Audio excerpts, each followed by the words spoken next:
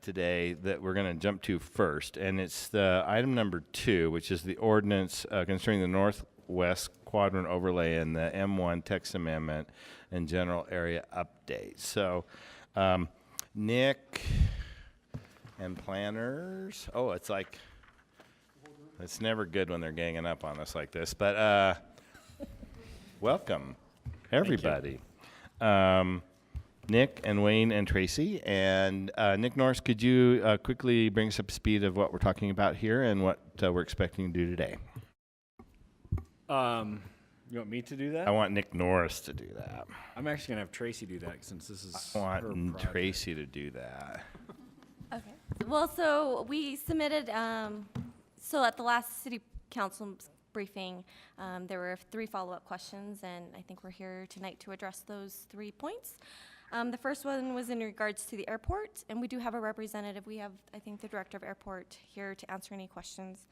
The second follow-up was in regards to large wind energy systems in the Northwest Quadrant, and whether or not those should be prohibited. And after further research, we actually found that we should probably just prohibit those because the feasibility of them are pretty low in the Northwest Quadrant. And based on some of the research that we did on the equipment types, we found some conflicting information, and there wasn't anything substantial that said that we should keep them. And the third follow-up item was in regards to building design and whether or not there could be a review from another group.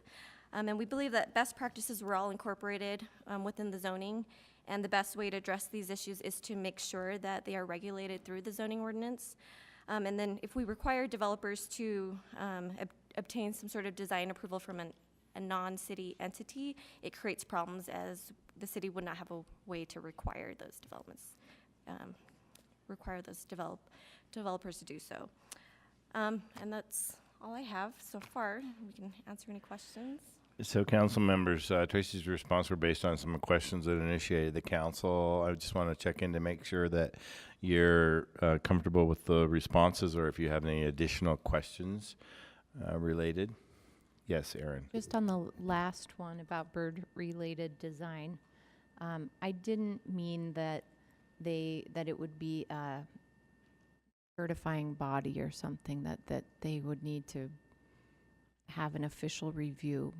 I just wanted to ensure that we have sufficient bird experts who can, or a expert who can look at the orientation and the fenestration or whatever and check off that we aren't missing something terribly in the design review process as it relates to this being a international migration pathway. Yeah. Do we have that person? We don't have that resource as far as I'm aware in the city.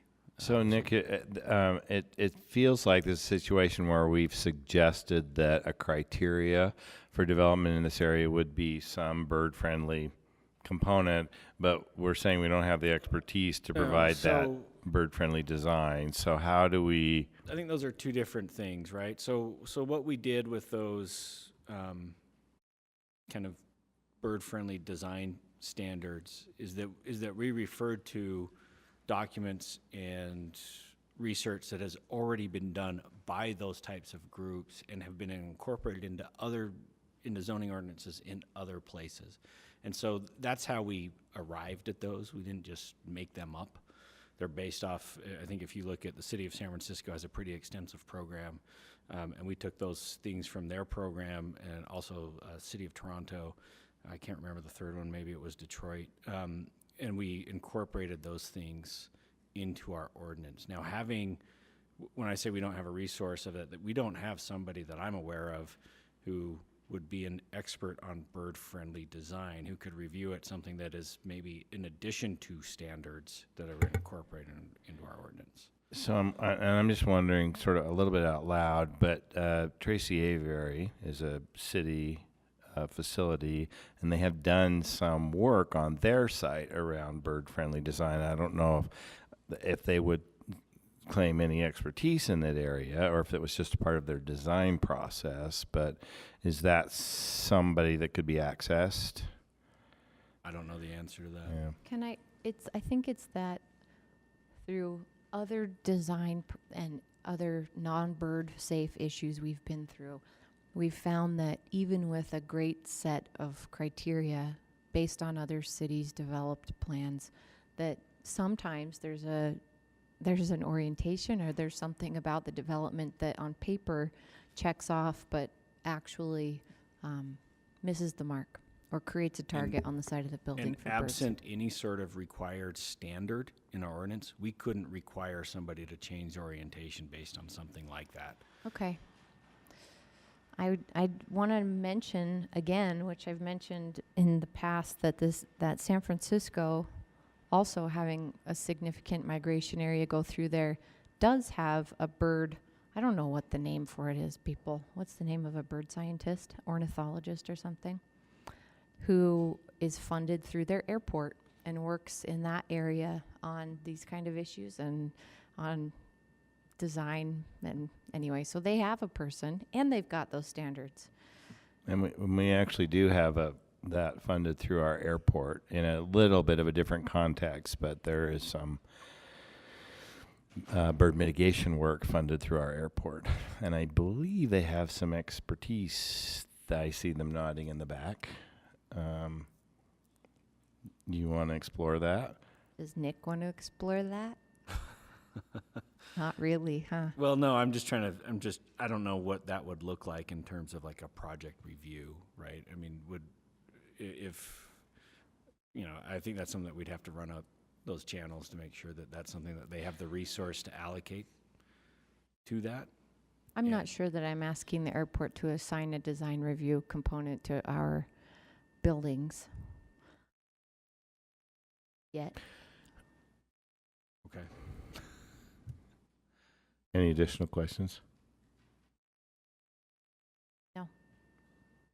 Actually, Russ, would you mind coming up, or whoever is best to address it? And while you're here, I want to take advantage of perhaps talking to you a little bit about your expertise around bird migration and what you're doing at the airport around that, and how it impacts your facilities or perhaps design. Thank you. So, thank you very much. So, yes, we have. I'm sorry. Can you hear? This is Russ Pack. He's the interim director of Salt Lake City Airport. Hi. Thank you. Thank you for having me. No, we have sort of the opposite problem. Obviously, we look for bird mitigation, so we don't have air strikes and air engine ingestion. But we do have on staff. We have two expert staff people who do nothing but bird capture and relocation. And I don't know, and I can't speak for them nor the rest of the city departments, but we can certainly check to see if they have resources on the other side. We do, mitigation is a little different from what you're asking about in terms of this, but we do have a mitigation program. The airport maintains some bird mitigation area over here in the northwest quadrant. Is that a part of your relocation plan, or is that part of a? So excuse me, I'm sorry. So we have a 4,000-acre wetlands mitigation site that we developed when we built this new runway, and that was in part, we had it as a requirement with the Corps of Engineers. But secondly, we don't relocate to that site. We relocate further away. We track the birds. They're monitored. We have them banded, and then we take them certain distances. So if they come back, and some of them do, then we take them further away. But we do not typically relocate to the Great Salt Lake area at all. So that's a mitigation. That's a mitigation And strategy. do your experts manage that mitigation area? Does the airport manage that mitigation area, or do you have that under contract with somebody else? Had it under contract, and currently we have staff people who manage the site for us in our planning area. But originally we had a period of time in which we had to have the site third-party managed on our wetlands mitigation. Okay. Any questions, Erin? That's great to know. I didn't understand that. And you're right that it doesn't really apply to what we're getting at here. And I'll just say that I don't feel like there's an appetite for this, this Do you wanna- reality that Do you want to we're- assess that? with a straw poll. Man, we can. Sure. I guess I'll ask a question, which is how do we have any measure for assessing the impact of buildings in this wetland area, international flightway for birds? And is there some point at which we'd say, you know what, maybe, is there more we could do that is impacting countless species of birds? Or are we just not going to be assessing? Well, I would imagine that if we were going to create some sort of assessment on bird collisions with buildings after buildings are built, that we would have to have some sort of reporting program from those property owners, that when they find birds on their property that have crashed into the building, that we know about it and where it is, so that we can somehow track that and see. We're not going to do that. I just don't know if that's. Right. So that's what I expected the answer to be, that we aren't going to be measuring that. And so if we're not going to measure anything, once we pass this and we say we're sufficiently meeting a no impact or as little impact as possible by just having some design regulations, then I want to be darn sure that these are good enough, because nobody's ever going to look at this again. Until, and it's not just birds smashing into windows. Like, how do we even know if we're disrupting their migration patterns? Do we know? Is there some kind of other resources that we aren't measuring, and Yeah, we I don't think- know that? I think a lot of that is something that we've relied on some of the groups that manage some of the bird habitat out there, and what they've told us. And I believe, and this may be a question for them, but I believe that part of that point of that development line was not to disturb or to disturb those migration and nesting patterns as little as possible. And I think that's where that line, part of the reasons why that line is where it is, was because of that. And that's all I could really say about that. We'd have to defer to those people who know far more about the migration patterns and habits of those animals than I do.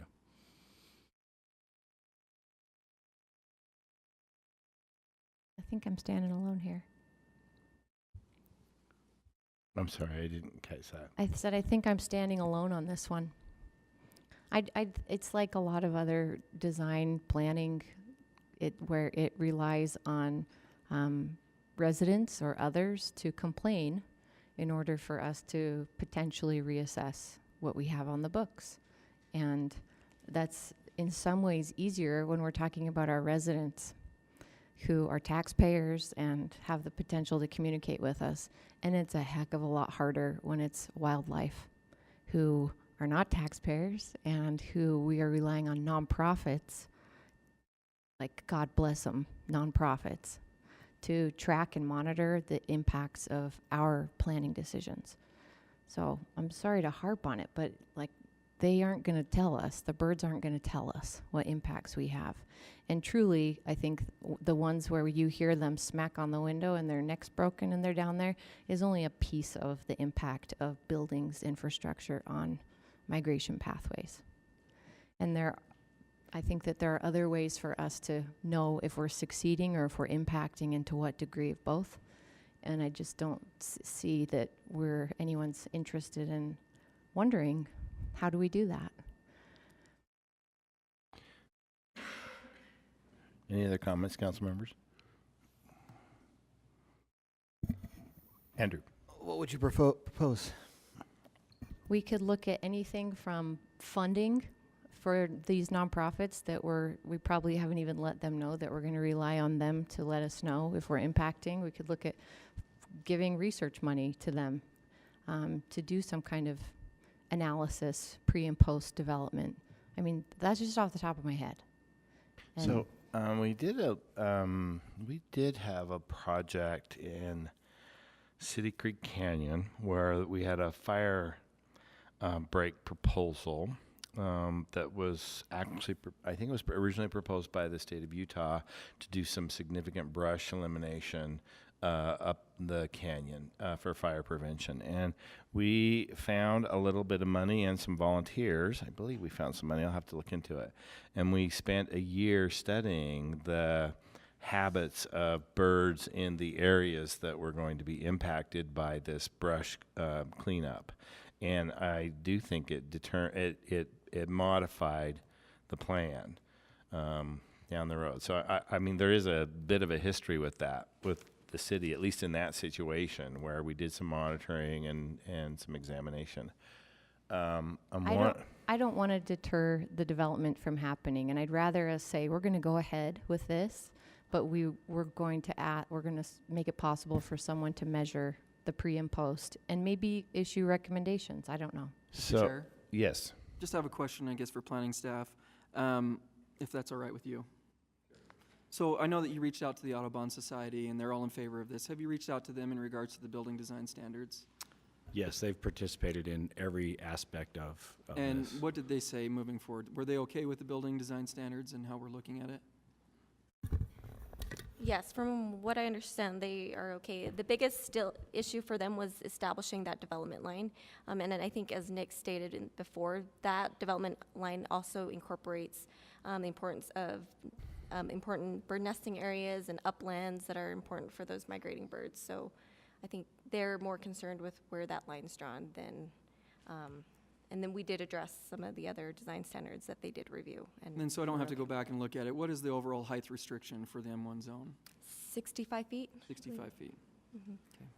So, council members, it occurs to me that pretty much the entire Northwest Quadrant has the potential of being an RDA district, and I'm wondering if part of the creation of that district might be a consideration of funding some studies around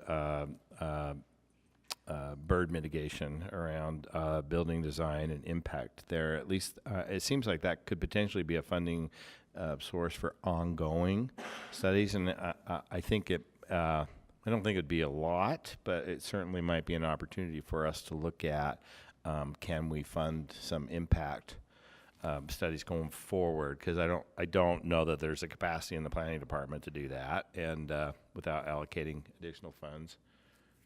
What about an RFQ, just to see if there are Maybe entities there's out there? some, university that would like to do That's it. what I was thinking too. So, since Danny volunteered to stay through this meeting, it's fortunate because I think maybe we can, if it's okay with council members, we can bump this to the RDA to at least have a part of the consideration of the creation of an RDA district in the Northwest Quadrant. Does that seem like a good direction? I tweet and love you guys, all of you. Okay. It's awesome. Thank you. That work? Yeah, and I think that it's probably not not expanding it too much, but the 9-line project area is around the Jordan River, which is part of this as well, and we may want to have some consideration in both those areas going forward for the same thing. Might also be some opportunity in the Parks Department, so we could probably see if they could explore those as part of that. So, Yeah. okay, that's what we'll do with that. Thank you very much. And Danny, nod your head that you're okay doing that going forward. We're just saying what we're suggesting, and we'll need to do this officially as an RDA, not in this setting, but we're suggesting we'd like, I think, the RDA to consider adding wildlife mitigation evaluation as part of the creation of the any RDA zone in the Northwest Quadrant. Okay. Anything else, Nick? Can I just want to get clarification. So on the wind energy production, those will be pulled out. On the building design, it will be left as is. And then I'm not sure we've talked about the runway yet. Are there any follow-up questions on that and to what the airport's response was?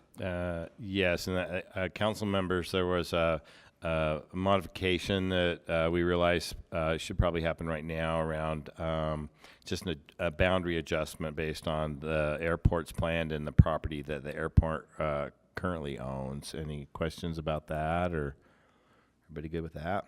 Looks like we're all okay with that one, so that modification is okay to go forward. So what was proposed will not change as of right now, according to their response. Is that still correct? I guess that's what we just want to make sure. So we we're understand. not making a change at this time, is what you're asking. Yes. Okay. Are you all right with that? I kind of say do it now, but Do you want to talk about that a little yeah, bit? let's talk about that a little bit. I don't know, Mr. Chair, is that something that we can leave in wording saying future expansion needs to be, I don't know, how would we word that? Saying that, if the airport master plan, as soon as they redo the master plan, we need to, amend the Northwest Quadrant Master Plan. Jennifer has some thoughts about that. Isn't the issue, I mean, I'm thinking, is the issue the zoning that would then follow this overlay wouldn't necessarily, you'd have to rezone that property once the airport, if the airport were to Right. expand, once the airport expands. So I don't know if it makes sense to just plan for that now, but if you know where it is, but I don't know. So this has been my perspective all along. It's like, this is absolutely, if we go forward as proposed, this becomes an issue for future council. If the airport, which is likely, moves forward with their expansion plans, it would require a rezoning of property, and we already know it would require a rezoning of property. And so that we're not going to be treating this airport property any different under existing zone that's being proposed than we would going forward with an expectation that we change the zone. So in particular, it's this conservation zone area. So that I guess I'm sort of advocating for just make the adjustment now and not postpone that rezoning until we know they're going to need it in the future. So that's, I guess, yeah. I don't know how There- long down the line it is. 10 years? Russ, can you 20 talk a little years? bit about the your I'm getting- plans for how far that out that is? So we are completing or starting our master plan now, which is probably 2.5 years away, and that will identify the timeline in which we should build the runway. I can tell you that presently we are not constrained at all by airspace. Airspace is defined by delays in aircraft movements. We're not constrained at all. So using what we believe internally, we think that probably is good for 20 years before the new runway would be required. Our constraints are more aircraft movement areas, and that's what we're addressing right now with the new terminal configuration. So I might just add, from my perspective, there will be an extraordinary amount of work that will be required at the time we do the run. We have to relocate I-80. We have to move the major power lines, the treatment plant, and so there are a number of things. And so the conservation overlay, from my perspective, is really not really material. I think it's that we're more inclined to keep the M1 zoning underneath that overlay, and in our more urgent interest would be to rezone M1 because that does away with the need for or the ability to have residential use in that in the area currently. So. And the reality is, once a future council gets to that situation, they would be required to rezone the property airport anyway, and not just M1. So there's two pieces of that would have to be rezoned in the future. So I won't make much more of a case than that. I personally say do it now, but if there's no appetite to do it now, you're okay with it now as it is? Lisa, you're fine with as is, or you want to move forward fixing? Mm-hmm. Okay. Is there anyone who feels strongly that we should move forward with the current proposal that has the conservation overlay over current airport property? Doesn't look like it. So I think we want to remove. We can leave the M1 if the airport's okay with that. But I'm most concerned about the conservation overlay, and my concern is that if we put that in place today, knowing that we have to change it, why are we making it a conservation area? It just doesn't make a lot of sense to me philosophically. And do we set up an expectation that we have a conservation area for a future council that they have to rezone to some sort of airport use? And that's problematic, where that conservation zone doesn't exist right now. So one thing to think about going down that path, which that's fine, obviously it's your prerogative. The proposed overlay district, as a result of that, would be moved so it matches that western property line with the airport-owned property. Part of this proposal is eliminating the lowland conservancy district in that area. So if that gets moved, and I just want to make sure that the council's aware of this, if that boundary gets moved, none of that lowland conservancy or those protections about limiting development, et cetera, go into play on that property. Does that make sense? So as long as everyone's aware that that Yeah, Nick, issue I completely out there. forgot about that, Mr. Chair. When we were talking about the overlay district, I was thinking of something completely different instead of the low-level waterland conservancy district. This is a real problem because as developers go forward, it eliminates a certain amount of the property that you can't develop. And we talked about this when I met with Nick and with, I think that was both Nicks. We talked about this with one of the developers, that we're going to do a master plan in order to eliminate part of that area that for the development. Is that correct? So they can develop in the areas. They're going to create a master plan. Is that correct? when you say a master plan for the Or developers the, or for no, drainage? no, this is the city for the drainage. And Public Utilities is working on that with the property owners and the state of Utah. So for that the present overlay site. would include the airport property, but as soon as that master plan is put into place, then they can go ahead and figure out the drainage. Is that correct? I'm trying to follow that. I believe that's correct. So by putting this overlay over this property and we zone it M1, as they go through the master plan process, is the airport going to have to figure out their side of the drainage? It will. So the property, so the property is zoned M1 right now, and on top of the property is the Lowland Conservancy. And so if we move that boundary to the western property line of that property. And we're talking about the green line, is that correct? The Yeah, natu- yeah, basically the edge So of it's that hard to see green. by that slide, but it's approximately where that yellow buffer zone takes a turn to the south. That property where the arrow is right now, that is currently airport property. Lowland Conservancy map. And so if we move that, I'm sorry, Nick, we interrupted you. If we move that boundary, what happens? That's not where it's currently mapped.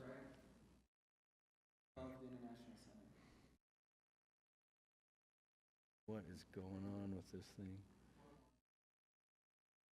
That one right there. Piece that we're really talking about, that green piece that's right above the International Center. No. We're talking about that piece right there where the cursor is. Just to the right of that.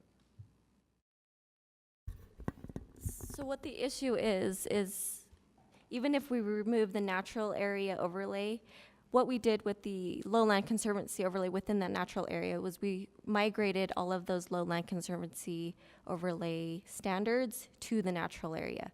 If we move that boundary, we still leave a portion of that Lowland Conservancy overlay mapped. Unless you want to move that too. Frankly, I'm beyond confused right now. Mr. Chair, I just have one clarifying question. Yeah. Will it actually I clarify think the it will. issue? So, by putting please. this overlay on there, when the airport does go for an expansion for another runway, it won't impede it by doing this, is that correct? Or will they have to come back and rezone They'll it? have to get it rezoned, and that overlay will have to come off. The overlay would need to be gone, and then the rezoning would go from the M1 zoning, which we have to go away to an airport zone. So Mhm. that rezoning would have to occur. It's just right now, the overlay doesn't impact us now, and I guess my position has been from the airport is that I understand the maybe to correct what is done there. I just don't know that the benefit may be worth the cost of doing that at this point, because there's so much work to do at that time anyway. So I can't speak for the general fund in terms of what may need to be accomplished with that modification. So My concern, and maybe this is not real, is that if we create a conservation overlay zone and we apply it over airport property, this would be very much like rezoning open space to airport, because we've been saying this is no longer conservation zone area, it's now airport. And I think that's problematic when we know today that it's going to be rezoned. So why are we rezoning it? And so unless you can tell me there's an advantage, and that's part I'm missing, is there some disadvantage for modifying this boundary right now? I don't quite understand what. No, I think what we're trying to say is that if you're going to move that boundary, you should also move that boundary of where the Lowland Conservancy is also already mapped. Because right now, if you don't, that stays in place. Which is not showing on our And on our maps. It is. It's just in blue up there, so it's hard to see. But you can see along that Y-shaped canal. And there. that is a boundary we set previously. That's right. Correct. Okay. Right, and so that, I just want to make sure that that's out there Okay, still, now I so- understand. I'm sorry, Nick, I was hearing that somehow modifying the one boundary impacted the whole area. It's And so- confusing because we're talking about two different Okay, overlays got here, it. so. So, is that clear to everybody? It's clear if what you're saying is what makes sense. And if what he's saying doesn't make sense, then I am not clear. Would you say that again for us then? That shifting both boundaries to exclude the future So we would airport. have to Hang do on, it. let We me would finish have my to make a sentence, different. Mr. so Mansplaining. This is Let me- I think I have it. So right now, could you go back to the green map? Not this one, but the previous map. So right now, we are discussing that whole green area as an overlay zone, and rezoning to M1. That's the proposal before us. And I'm suggesting that rather than continue that green overlay zone onto airport property, we modify that boundary on the eastern side. What Nick is saying, previous to this petition, we also set those wetland boundaries, or what? Tell me what they're called. They're It's the Lowland Conservancy Conservancy. District. So it is a water level base boundary, which also happens to be in this airport property, and we didn't catch that at the time either. That would require, my understanding, is a whole different petition to modify that. We can't do that in No, this no, process. you can, because part of this proposal is replacing the Lowland Conservancy with what's called the Northwest Quadrant overlay. So it can happen simultaneously. Yeah, I just want to make sure that it's on your radar, so if that's the direction the council goes, that we're doing both, And so that we s- don't come back later and have to fix something. And an airport expansion would require the modification of both of those zones down in the future. So I'm saying do it now instead of waiting. Because I just think it sends a conflicting message to the community that we have a conservation area, but it's not. We know it's really not, because we know it's going to be an airport expansion down the road, and someday we're going to take it away. So it's not really a conservation area. I've exhausted Oh. everybody on this issue. I can tell. Let's just run them concurrent and do it. Make the changes. Let's make the changes. Are we okay if we make those changes? To modify that boundary to the airport property? Okay. We're all good, right? Okay. If you, for any reason, Mr. Chair, think you're not okay with this later, if you wake up in the middle of the night, please let Nick Tarbett know. We will work on here's dealing an with that honest with question, the Mr. motion. Chair. Are we going to have to go back to public notice then because we're changing that? I don't think so. No, because it's all included. It's all included? Yeah, we're already talking about getting rid of the lowland overlay in that natural area, and so that still happens. I just want to make sure that by moving that boundary, it also still occurs in the motion. Okay. Great. And so we can have this ready through motion in time for next week. Perfect. That's exactly what we want. All right. Any other questions or comments? Whew, that was a tough one. All right. I'm on comments tonight, all right? We have the interim director of the airport here, and I just want to commend him on what a great job he's done filling in, and it's such a great project that we see at the airport. And he's posting on social media, bragging about our airport. He's doing everything he can. I'm just super thrilled to have Russ here representing the airport. I'm So- not so sure it's a tough job, because he says it's really tough, and then he gets to admit he's spending about $1 million a day, and it's like, who wouldn't want to spend $1 million a day, right? So, yes, thank you, Russ. Thank you. You've done an admirable job there, and I think you were the perfect selection for interim. So, thank you so I'm much. honored to be here, and I appreciate all of you, your support and kindness more than I can say. So thank you. Thank you. Thanks. Okay, thank you all. Thank you. Our next agenda item is back to item number 1, which is an ordinance concerning the Salt Lake Housing Plan. This is a continuation of our briefing from last meeting, where we were looking at the specific goals and objectives for the plan. We covered goal number 1 and the associated objectives. I'm sorry, before staff starts, Pat Calmerall is here to talk a little bit with us about process. One of the things I want to remind the council about, and we're trying to keep that focus through this next conversation. We are talking about an ordinance to adopt a plan. And so when we're having these conversations about goals and objectives, we want to specifically try to capture any recommendations that you have for changes, modifications, deletions, anything that you want adopted in the final plan. And so we had a discussion last week. We realized that there's some things we probably need to follow up on, and we will, to make sure that they're things that everybody agrees on and whether or not we want to get them incorporated. But I wanted to let Pat talk a little bit about process and how she's capturing it, how we might want to capture it, how the staff's looking at capturing it. Welcome, Pat. Thank you, Mr. Chairman, members of the council. That's okay. You should have received in your packet kind of an outline of what we call the outline of expectations. What the staff and I are doing is capturing your discussions and recording those so that as you go through the housing plan, those things that you discuss with administration and you come to some consensus are recorded somewhere so that carries along with not only the approvals of the ordinance, but as they come back and make requests from you for additional funding or bring back the zoning ordinance to implement the plan, the expectations carry forward and are the framework for that discussion. It actually speeds up the process.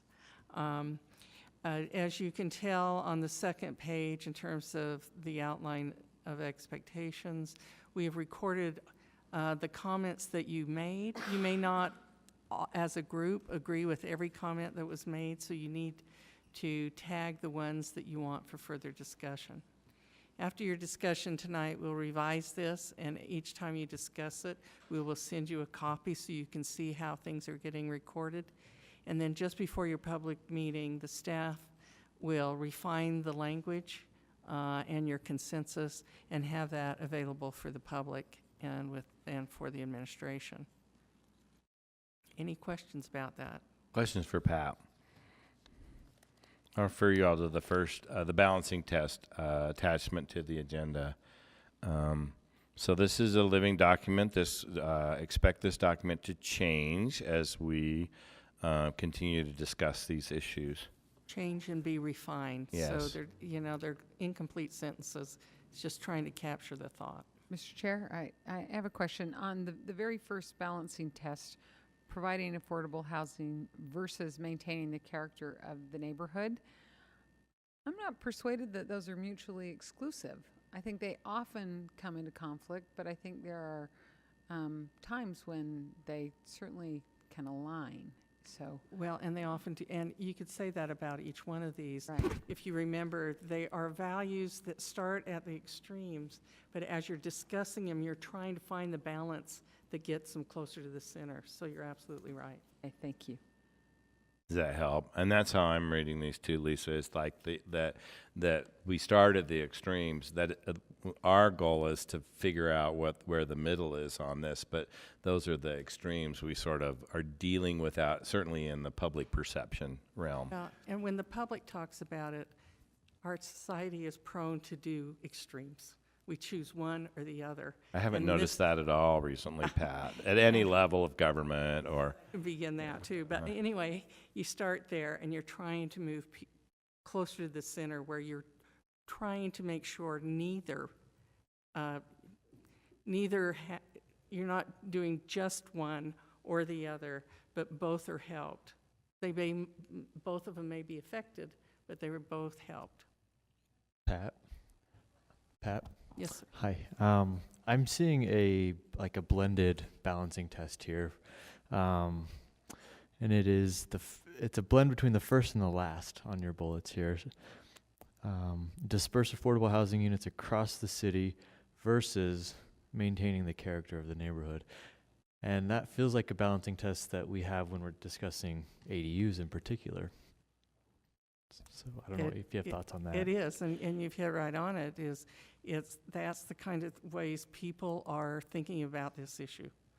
And you somehow have to come to terms with the fact that even though it appears that you may think that affordable housing is the only thing you're concerned about, but there's always going to be other people arguing that it either should be dispersed throughout the city or it should be in specific areas, depending on the price of land, for example, might determine that. And that's throughout these balancing tests. I think my only comment, these are all stabs at sort of public opinion and thoughts. It's always nice to have some specificity around what character means, what affordable means, those kind of things. It's hard to do in concise statements. But sometimes we talk in code. You do. And we don't know always, even if we're all saying the character of our neighborhood, we're all not saying the same thing. So it might be interesting to be able to tease that out a little bit as we move forward to this, what character means to areas. Lot size, density, parking, space, whatever it is, right? Yes. Or it may just be code for home value, property value, which is part of this, not really said that way. So that's a very important point to make, because if you look at your other housing plans, I mean, this is mostly affordable housing plan. The one you did last year talks a lot about neighborhood integrity and character, and yes, it hasn't been defined. And it's too easy to slough off if it's not defined. it gets us distracted, but I think we may want to at least address it in some measure. Everybody knows what livability looks like, right? Mr. Chair, I'm being sarcastic, Pat. Yes, I got it. Yeah. I'm writing down your sarcasm. Yes, Aaron. under the concise statements, it seems like some of what we should develop there, articulating what we see as the city's role in resolving our balancing tests, and that the need that we establish in some of the balancing tests isn't naturally fulfilled by the market. Seems like a precursor to then thereby we believe that our role, or it is incumbent upon an entity like the city to find ways to, satisfy blah, blah, blah, the actual needs. Yes, and that's very important as well. What you have here under the concise statements, I drew them out of the report. They're not even at the beginning of the report saying, here are our objectives. I drew them out so that you could see what these kinds of statements might look like, and you may want to revise all of these and get closer to the point that you are making, because it's not here. So if I want to make sure I understand where the concise statements should and shouldn't go. And it seems like the concise statements take the balancing tests and take a position without getting into the policy of how it's implemented. Right. It's a little different because this is kind of coming at you towards the end of your processes. But the whole point of this statement, and forget what's written here, you look at the opposing values, you talk about how to bring those closer together, and through that process, you get to an essence. If you think of the homeless resource centers, all those discussions you had, and I gave you an example of an outline of expectation, that reflected that essence that you got to in your discussions. And then out of that understanding, you put specific statements as this is what we're trying to do. These are our objectives, or whatever you want to call it. And you do it in such a way that the public understands what your thinking was. As I gave you the example in Sandy of they may disagree with the conclusion you came to, but they have respect for what you did. And that's what the concise statements are trying to get at. So again, I gave you examples so that you can see what they look like, but you may wish to rewrite all of these or adjust these. And you may modify them based on our ongoing conversation as well. We'll help you as much as possible. Any additional questions for Pat? Okay. Just thank you. Thank you, Pat. Thanks for being engaged in this process. So let's invite our hand people up. I think it's Melissa and Sean. And we're going to structure this conversation pretty much like we did last week when we were talking about goal number 1 and we looked at the goal and the objectives. And keep in mind, council members, this is your opportunity to ask questions. We're looking for clarity and some level of agreement on definitions and language, and we just want to make our best attempt at ensuring that a plan that we adopt is something that is clear as possible going forward in the future, so that we don't have challenges around interpretation like livability. Because livability is the same thing for everybody. So Melissa, I'm going to let you start with goal number 2, and then because you've got some slides, and then we'll look at some of those objectives. So, thank you. Thank you. I appreciate your time today. What I thought I would do today to set the framework for the discussion of this goal is just put out some of the statistics that I think about most as I think about addressing the affordable housing crisis. And that's really what goal 2 aims to do. So last week we spent a lot of time talking about zoning and housing in general. And a couple of things that I want to focus on this first slide is that many of our residents that are living in the city make less than $35,000 a year. So that's daycare workers, technicians, pharmacy techs, that kind of job positions.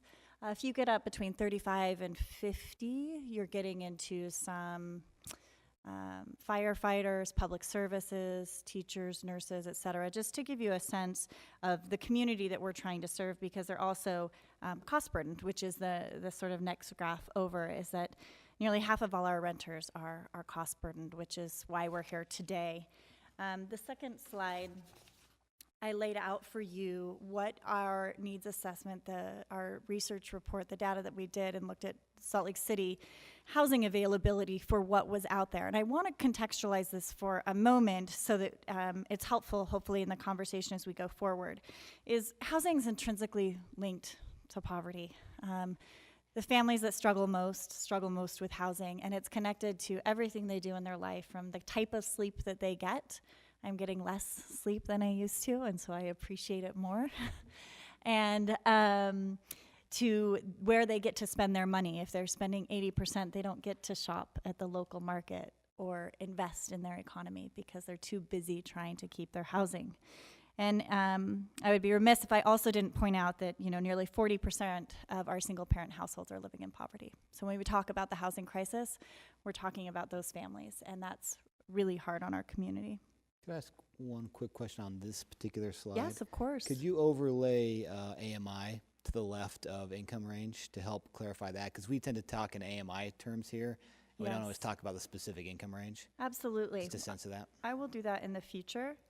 For now, I would hold like 25,000 in your head for about 40% AMI, 25 to 30,000. The 25,000 household income's about 40%. Okay. Yeah. And that bottom tier, the last line, would be 100% AMI, 75,000. Did you say 40 or 30? 40. Am I reading the first slide wrong? That has 20? Well, it goes to, this is family, so this doesn't have the household size. What size is this? So on your previous, I'm sorry, I just want clarification. On your previous slide, you've got 0 to 30 is about 25. 31 to 50 is about 36. And in that income unit, is that a family, assuming a family size of 4, or is that just household income, no family size attached. Yeah, I love that they make me do math on a regular basis because they always have it at 30 and 50 and not 40. But that would be, so let me just read this to you. So 30% for a family of 4, okay? 30% income is about 22,000. So when Okay. we look at 25, so I am estimating, but that 25-30 range is for a family of 4. Got it. Okay. Thanks. Thank you. It's a good question, and I think it does help contextualize, so it's worth spending the time on. So this slide points out some of our greatest housing deficiencies, and I also want to put this in context because we really think that all types of housing are needed. And as we contemplate the growth, even though here where we talk about some of the higher 60% AMI, for example, we might say we have an excess of units, I don't think that that's the context we want to portray. What we want to portray is as we grow, we are deficient in every area of affordable housing. And we want to make sure we have enough for those who need it most so that those at 60% also have additional housing stock. And so, to Melissa, live when in. you say affordable, are you is your cutoff 60% or 80%? Because we've heard both. Sure, and it's a really great question. I would say policy that the city has adopted, for example, through the Housing Trust Fund, has really been geared at 60% for multifamily. So when we think about investing in housing, we think about 60% and below because we think there is a market that can support 80% AMI in our community today. And when you say market, you're not necessarily talking about new construction. You're talking about probably existing housing stock. Yep. Okay. Can I ask in that question, between the 60 and 80%, is that where we have the missing middle? That's a great question, Council Member Mendenhall. And I'm not sure that I know the answer, but it's something that we could look at. Do you have thoughts? It's that really the missing middle talks about a housing type. So Not an AMI. Yeah, but not, it would be not interesting an to overlay. AMI. It depends on the breakdown. So in Salt Lake City, we have missing middle housing types that were built in the 1950s and the 1960s. If you look at the age of the housing stock, that is just on the other side of the oldest housing that we have, which is going to be also that affordable range for people who are in the 60 to 80% AMI. So they probably overlap, but it's almost just by coincidence. Just for reference, the price of homes fluctuate considerably based on their age. Our oldest homes tend to actually be the most expensive. Our housing stock that was built into the 30s is some of the most valuable in the city. As you get into 50s and 60s construction, it's much more affordable, and then it starts to go back up from there. So the other thing is that during the 50s and 60s, we were seeing a greater variety of housing types being built. And so that's where you see some of the smaller cottages coming into Central City. That's where you see some of the older duplexes that are around. And so it's almost just by coincidence that I think those two things do come together.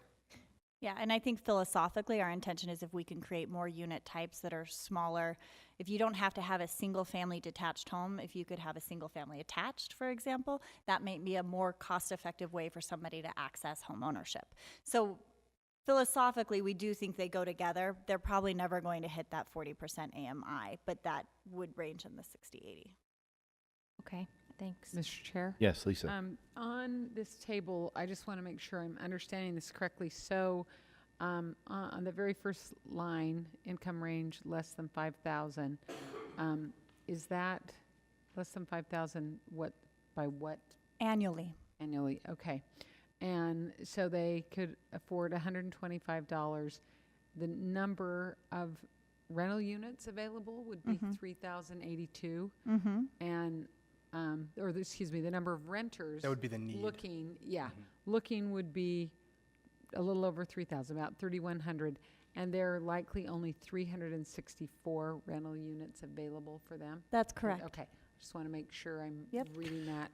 When I was reading through this report, I was looking at that, and that's pretty stunning. Yes. And that's where you come up with the rental gap that is substantial. Okay, So, thank you. And I have a question regarding those lower income levels.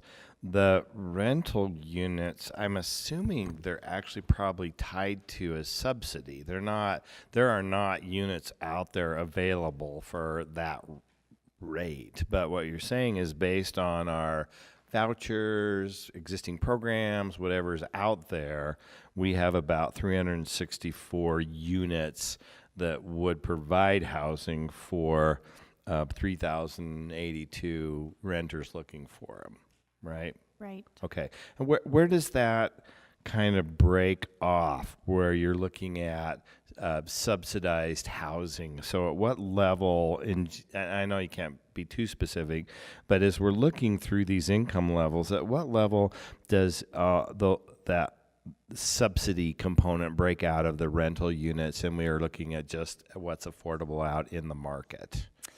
I want to make sure I understand your question. You're wondering at what point would what rent point would we no longer need a subsidy? Not saying no longer. What I'm saying is that as I'm looking at these numbers, and we'll just go down the list, at 5,000 to 10,000, you have about 1,100 units available. At 10,000 to 14,000, you have about 1,250 units available. At what point are those no longer subsidized units? I see. And they're just units available out in the market. Is it? I mean, I don't know that you can tell me that right now, but I'm curious about that because I can imagine we're seeing subsidized units up to the 20 to 25,000 rate, but once you start getting above that, it seems like it gets more challenging to find a subsidy to support that income level. Agreed. And it's a great question, council member. I think that the answer begins to get murky. The further up the income scale or the higher up the price is, and it's going to depend a lot on the household size. It's going to depend a lot on the eligibility of that individual and their household to For some subsidy get on program. a voucher program, tenant-based rental assistance of some kind. And so I imagine around particularly that $500 mark, you start to see a lot of overlap of folks who are able to afford that and actually find a very, very modest unit somewhere in the city, or splitting rent in some way, and being able to afford that on their own versus somebody else who might be paying $500 out of pocket, but that's because they're able to apply a certain amount of tenant-based rental assistance to also support the rest of their family with. Okay, that is helpful. Thank you. Great. Any other questions on these data points? They're not exclusive, but I think they're kind of how we think about housing through our own lens and housing and neighborhood development. So we'll go on to goal 2. The way that we've structured this presentation. I'm sorry, I'm going to take you back for one more minute, okay. Melissa. And this is more of, I think, a philosophical question, or maybe something that needs some additional research. You have done some information on the sort of income level, the amount of renters who are in the market looking for that, and the amount of units that are available. What determination, what factor does the availability make on those determinations? So, for example, if we're looking at, let's just say the 5,000 to 10,000, we've got 3,200 renters out there. We've got 1,100 units. If we had more availability, would we have more renters in our market looking for that? Yes, this is the struggle with a 5-year plan, or even with we want to build X amount of units, because we will also have naturally occurring attrition and growth. And so you might, and I would also say that if you are living in poverty and you find out that you have access to a unit at $300, you're going to move wherever that unit's available. And to some degree, I agree with you, and that's coming from my perspective with my nonprofit of providing housing supportive services, where we've been able to identify housing in Ogden, for example, where there was a vacancy available, but we did have a little trouble shifting people from this market to that market for a variety of reasons, but it is successful with some populations. And I think Salt Lake City, as the capital city, the demand to live here is also greater, and especially when we have such a large in-commuter, you could probably find a lot more people who would prefer to live closer to their workplace. And just one more thing I'll share, and you probably are already aware of that, but in those lower income areas, and with the population I'm familiar with, it has a lot to do with access to medical care. And so we're talking about services that people in those certainly if you're looking at a disability population, and disability falls into some of those lower AMI levels, access to services was probably the number one driving factor for where they wanted to locate in the state and even along the Wasatch Front. So that gets missed in here a little bit, but that could artificially drive up the demand in our area a little bit because we tend to have better services. Sure. Which doesn't say a lot because our services aren't that great. Mm-hmm. Okay, soapbox moment. Absolutely. Thank you. So going on to goal 2, the way that we've structured this a little bit, just to also help provide context, was with each objective, we kind of pulled out data points that guided that objective. Of course, this is not exclusive, but I think it helps talk about where we came from. So in objective 1, we really said prioritize the development of new affordable housing with an emphasis on households earning 40% AMI and below. That's directly from the data that we focused on that piece. It's not exclusive, that's not the entire housing plan, but certainly if we think about where we currently have leverage as a city, it's generally with new development that's coming in the door, either through the Housing Trust Fund or other subsidy sources. So we sort of framed it in that way, and that, excuse me, and then under we have some sub-objectives. So I kind of, if the council is comfortable, we can kind of frame each objective as we go, but then open it up for discussion so that we can make sure we get to your questions. Okay. So it's helpful, I think, to know, Melissa, and you can browse forward, council members, how many we've got in a particular area. So for goal number 2, we have 3 objectives? 5 objectives. 6 objectives. 6 objectives. And then, my hope is to get through goal number 2 today and have our discussion on goal number 3 at a future, Great. our next meeting. Great. I would mention that there's a reason that objective 1 leads off goal number 2, and Councilmember Mendenhall kind of gets at what you were asking about in terms of market failures, or what the market is likely to provide. When I think about goal number 1, it deals a lot with the city recognizing what the market is very good at and what it's capable of, and then strategically getting out of the way where we want the market to do its thing, more or less. In goal number 2, we're thinking very specifically about what the market has consistently failed at. And it starts with the 40% AMI, a focus from there. But then beyond that, we know that getting anything built, getting anything secured, getting new units, whether it's preservation, however we are able to get at it for 40% AMI and below households, it's going to take almost every tool that we've got. So this section really focuses on that. So, Sean, can I ask you just a kind of a broad question to lead this off? And it's going to sound critical. I don't mean it to sound critical. Because I do believe 40% below is our most critical population for housing. It's also where funds are most rapidly evaporating from a federal level, and the federal government has had a history of participating at this level. And it seems like a pretty massive challenge for the city to pick up. And so I don't know if you've run any numbers, but based on what I consider insufficient funding, that is might even be the max that we can the max that the city can provide, seems like it's going to be insufficient to significantly impact this gap. What does this look like going down the road 5 years?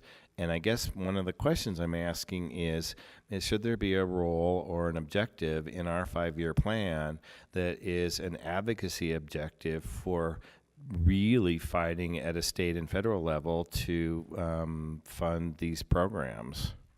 And I Yeah. don't see that in our goals. I would say that the closest we have, so if we want to make edits just to guide the conversation, we would want to look at objective 2, and Right. that would be 2.2.2.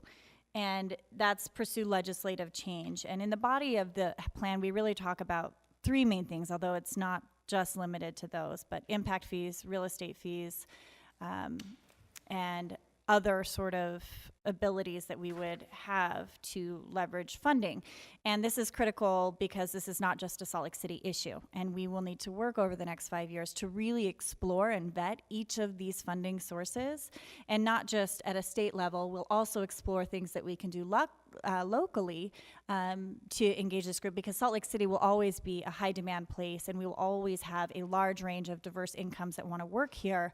And so we kind of see over the next few years bringing really big pieces to the council to vet, to determine what path they would like to go. And we could be more specific, but changes, I think, would fall into that objective. At the risk of skipping ahead, I would like us to be far more specific than this. This is pretty vague language about legislative changes, and I think we would have to be pretty direct about seeking out and allying ourselves with similar communities, locally and nationally, seeking additional funding, not just legislative change. So legislative change implies some law change, but I think it's actually dollars that need there. And I'm skipping ahead. So can I go back to this sort of, if we're targeting this 40% AMI, I have a concern that under the structure we're currently talking about, it's going to be really hard to have a significant impact on this population with just city resources. Well, and I think it's, if you go back to the previous slide where you're looking at 7,000 unit gap right now, and just perusing the earlier recommendation from the RDA for the 21 million, the estimate is to provide about 740 units from 21 million. Those are mixed use. I was not saying we're going to build a building. This is mixed buildings. But you can get a sense of 1/10, 21 million, it's just about 1/10 sustainably. I think that that is a real challenge and a valid challenge. So it's sort of like a hard target, but a worthy target. And part of what we should contemplate as a group is what is the best way to leverage those funds? And I don't mean leverage just traditionally 1 to 20. The Housing Trust Fund does a great job of leveraging dollars.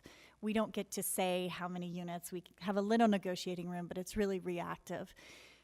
Some of the greatest impacts have been with vouchers, frankly, and that's where people have had the greatest choice. You have impact in the community immediately. Other things like rehab and acquisition are far more productive in leveraging dollars as well. And then anytime we can attach things to project base, that keeps it permanent forever. Melissa, I'm sorry. I keep taking us off this, council members. I keep taking us off this objective, but something that occurs to me is a reference that Councilmember Mendenhall made earlier in the RDA meeting about the imminent crisis we're facing. And so much of our conversation around this $21 million has been property acquisition for projects. Those are 24 months out and the most aggressive, optimistic kind of goal. And we've already put demands just on the top, off the top of my head, sort of acquisitions. We've spent $10 to $12 million of that money, and we haven't even had a conversation about how to leverage that or how to get developers out of a project at the end and what cash that's going to take.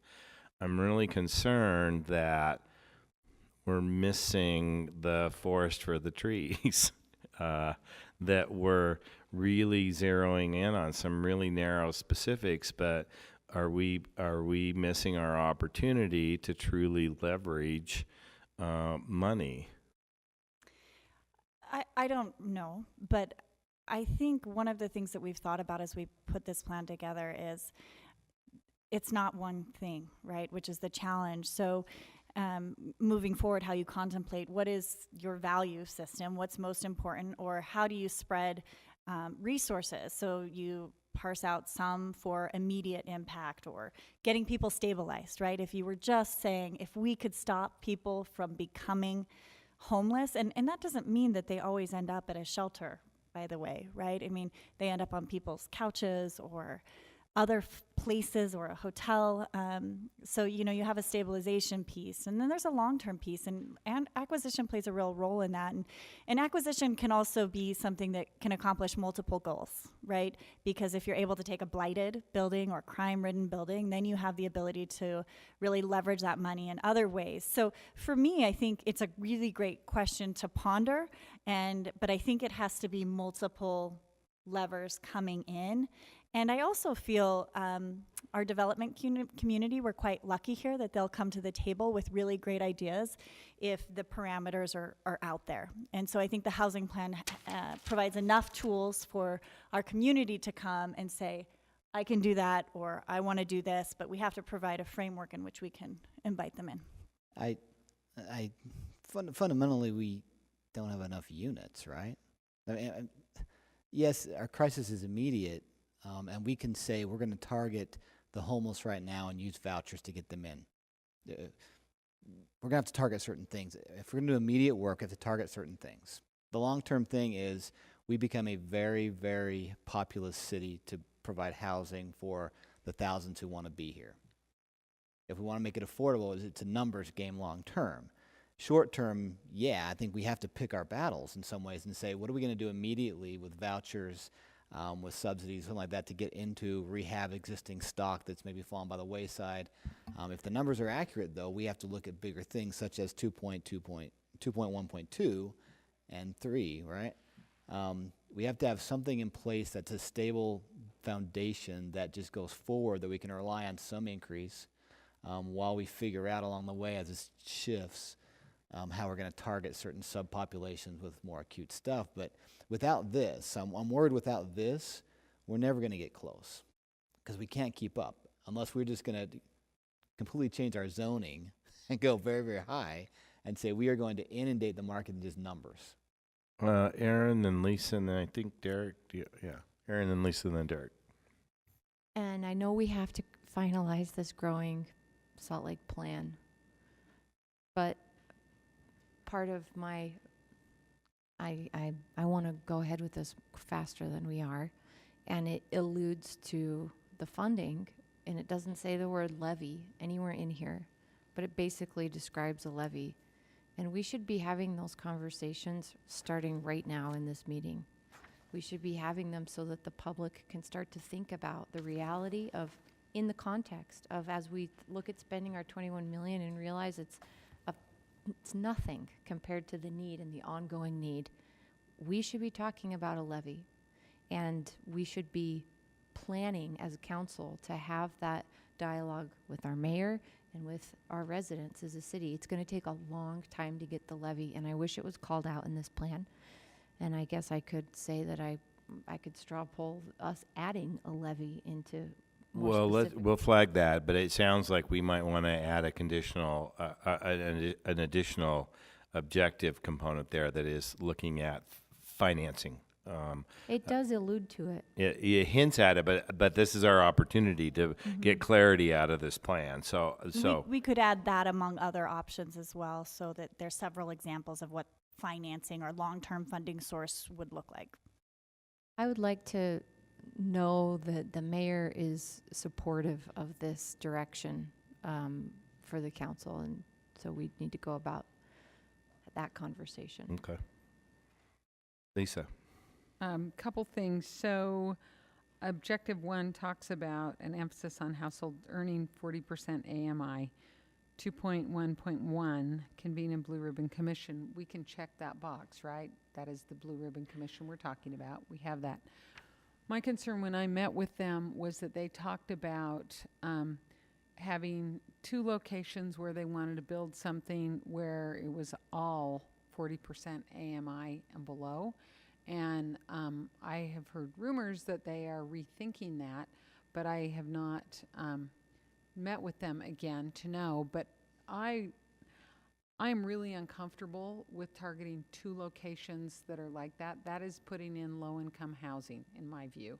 And it puts it in a concentrated area, and I think this body over and over again has said, we want this distributed throughout the city. We don't want it to be in just 1 or 2 locations. We want to have mixed income opportunities. So till I hear differently from the horse's mouth, I just want to express that I am not comfortable, and if that is the mayor's plan, to have 2 places where the poor people live, I won't support it.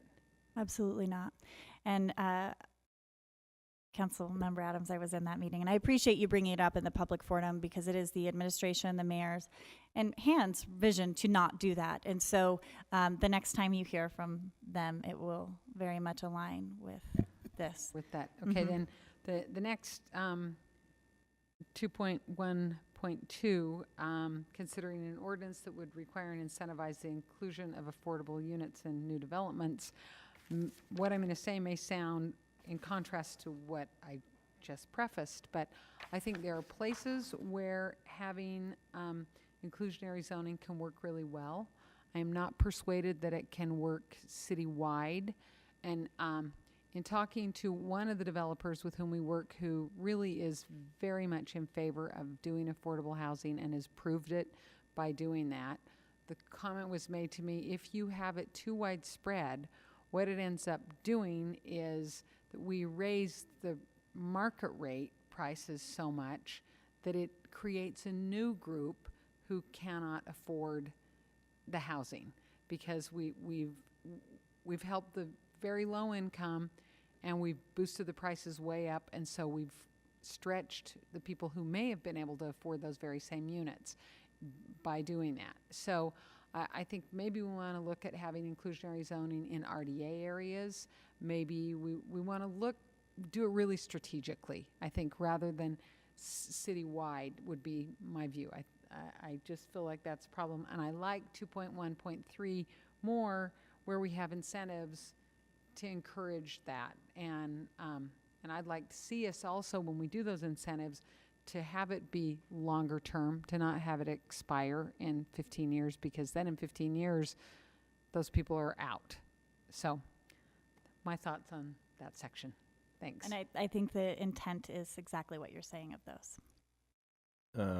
Derek. Well, I agree with Aaron. I think it's important that we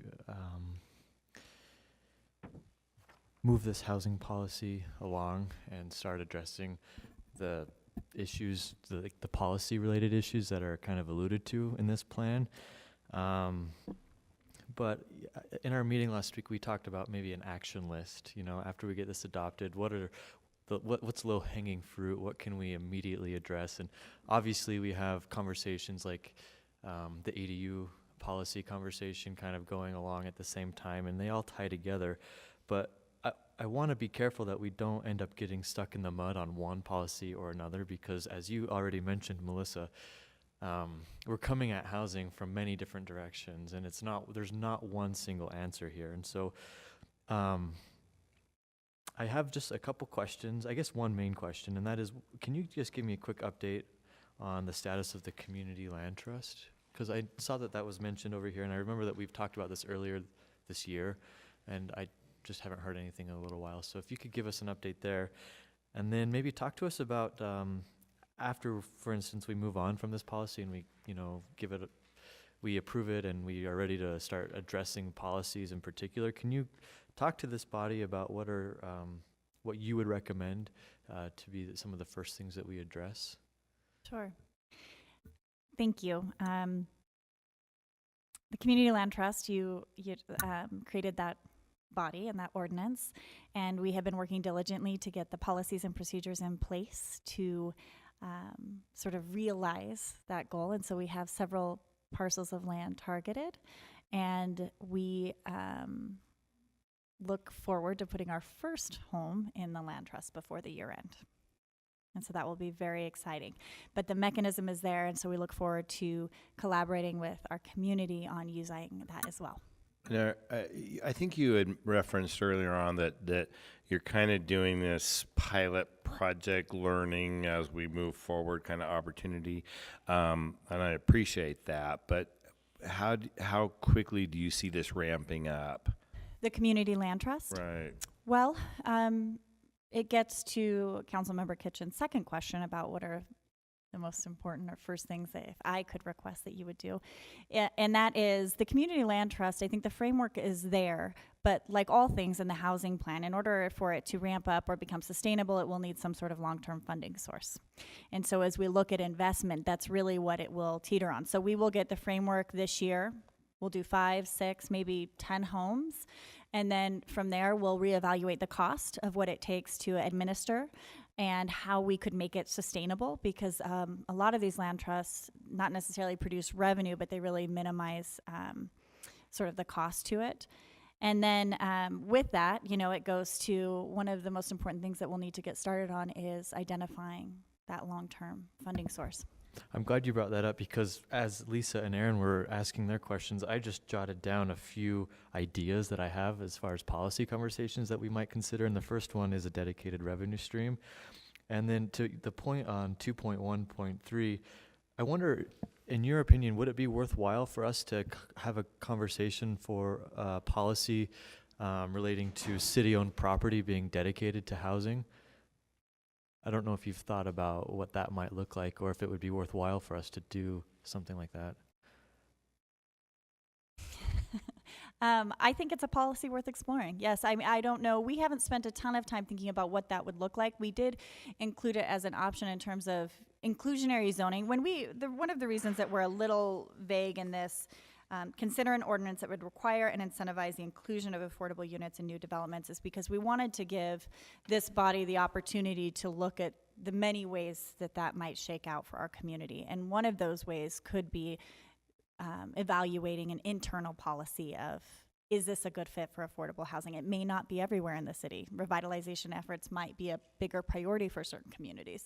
Yeah, I do think it's probably time for us to have the inclusionary conversation, and I would love to pair it with the carrot and the stick kind of approach, where maybe you have city-owned land that we require X amount to be affordable, but also we could look at certain things like the elimination of parking or, density bonuses, as you know. But I would also love for this body to have a conversation about how many non-related individuals can reside in a home, because I think that a lot of people are affected by our current policy, and I don't know that there's a real enforcement mechanism that's effective right now, but we don't want people to be breaking the law if there's, 4 or more? Three. More than 3. More than 3. So 4 or more individuals can't live together. So I just think, there's a lot that we have to do to address the housing crisis, and so I just appreciate your feedback on what we should prioritize. Mr. Chair? Yes. I just have a comment on piggybacking off of what Councilmember Kitchen said, and that is, if you look at 2.1.2, which is to incentivize the inclusion of affordable units in the developments for inclusionary zoning. In addition to the inclusionary zoning, I agree with Lisa. I think that there are areas in the city where transit-oriented development might make sense, but I also think a buyout program where people, if we are going to look at that, where they can actually buy out of that. And, that gives us capital to go out and do something else as well. I think we need to figure that out and not make it an incentive to buy out, but make it more difficult. If we're going to actually look at inclusionary zoning, make it so it's something that actually makes sense. So Melissa, just 2 follow-ups. I think I'm hearing, and council members correct me if I'm wrong, that we probably need some objective around revenue, and that it needs to be a little more clear than this. And perhaps it's calling out some opportunities for revenue that we need to explore, or perhaps it's specific of pursuing a levy or something to that nature. But that's something that sounds like we might want to include as a very specific objective component. So separate than 2.2.1? like its own objective completely because the Yeah, and two- so objective two is funding. what I'm thinking is that it's probably, I think we're having conversations that are beyond sort of a broad level, because we've thrown out a couple already. We've talked about levy, we've talked about, inclusionary zoning as a piece of that, perhaps. We've talked about, I think we could talk about RDA, consistent policy with funneling RDA money off to housing. I mean, there's a couple of things that we could actually specifically do that are, it feels like the timing's right to include in this plan, rather than say we're going to research it down the road. That's what I was getting at. I think it can be more specific. Okay. That's what I was getting at. So keep it under objective 2, but Yes, 2.2.1.45678. Which one are you on now? We'll figure out the numbers. 2.2.7? Yeah. Aaron? On 2.1.2 about the inclusionary potential, we had a little dialogue about this earlier in our meeting with David today about the potential or probability, and Andrew was in there around federal tax. What am I trying to say? Tax Credits. Tax credits increasing, Yes. and that I would like us to be anticipating a way to quickly evaluate an appropriate inclusionary zoning measure that would actually be achievable, because we talked about the potential for inclusionary zoning really shrinking our housing stream, because in order to fulfill 10% or 20%, they can't access enough credits, and so they build a smaller project, and that doesn't help anything. And so that gets to sort of my second piece, which is some sort of a deliberate call out for advocacy, perhaps at a state and federal level. And I'm thinking partnerships and advocacy. We know that this is not a problem unique to Salt Lake City, but I think it's a disadvantage for us to behave as if we're the only city dealing with this. And so if we're not lining up with other communities and advocating at state and federal levels, then I see us sort of on an endless sort of path to trying to resolve issues for particular extremely low income. So, okay. Great. So, any clarification or additions or comments? Additional comments on objective 1? I'm sorry, Melissa, I do have one. It occurs to me, certainly, maybe not at 40%, but at 20%, at some level, you're probably talking about permanent supportive housing when you talk about those lower categories. But even up to 40%, 30 to 40% range, and you reference this in stabilization later, but you're probably talking about the need for some service component to support people staying in their housing. And that's not really addressed here, and I'm wondering if that's partly because we don't have a historic role in doing that, but I'm not sure that means we shouldn't address it. And so, and I don't know exactly what that looks like, but I think it might be important to call out that for some households at 40% and below, there's a need for a service that's a little beyond the stabilization you have, because I can imagine placing people in housing at 40% and then setting us up for failure if we don't support them staying there. And so I'm not quite sure how those tie together, but I think we need to address how they tie together. Yes. Do you have and any thoughts on that? Well, I think I was just had a meeting with many of our housing service providers, and it's interesting when somebody says we aren't developers, we got in the business because we didn't have a place to house our clients. And so we were having a conversation about this very thing, and one of the reasons we don't talk about specific populations in the plan, we don't call out domestic violence or refugees, for example, who have very unique housing struggles, is because we do want to work with our community. So I think adding that component is actually a really key piece that our community would benefit from. And they're very eager to be a part of this and to figure out what is the right level of service, because not everybody needs permanent supportive housing. Yes, and that's so- exactly what I'm getting at, is that it may be a crisis intervention that's a 30-day process that keeps somebody stable in their housing, but I'm not sure where that's available right now. And I think certainly the more you get below that 40%, the more likely it is you're going to run into residents who would benefit from that service. It could be tied into our stabilization that's referenced later, but it might be more than that as well. Great, we'll take a look. So on objective 2, pursue funding sources for affordable housing opportunities. We talked a little bit about making this more specific. I think there's a suggestion to call out exploring options for a levy. Are there any other comments, questions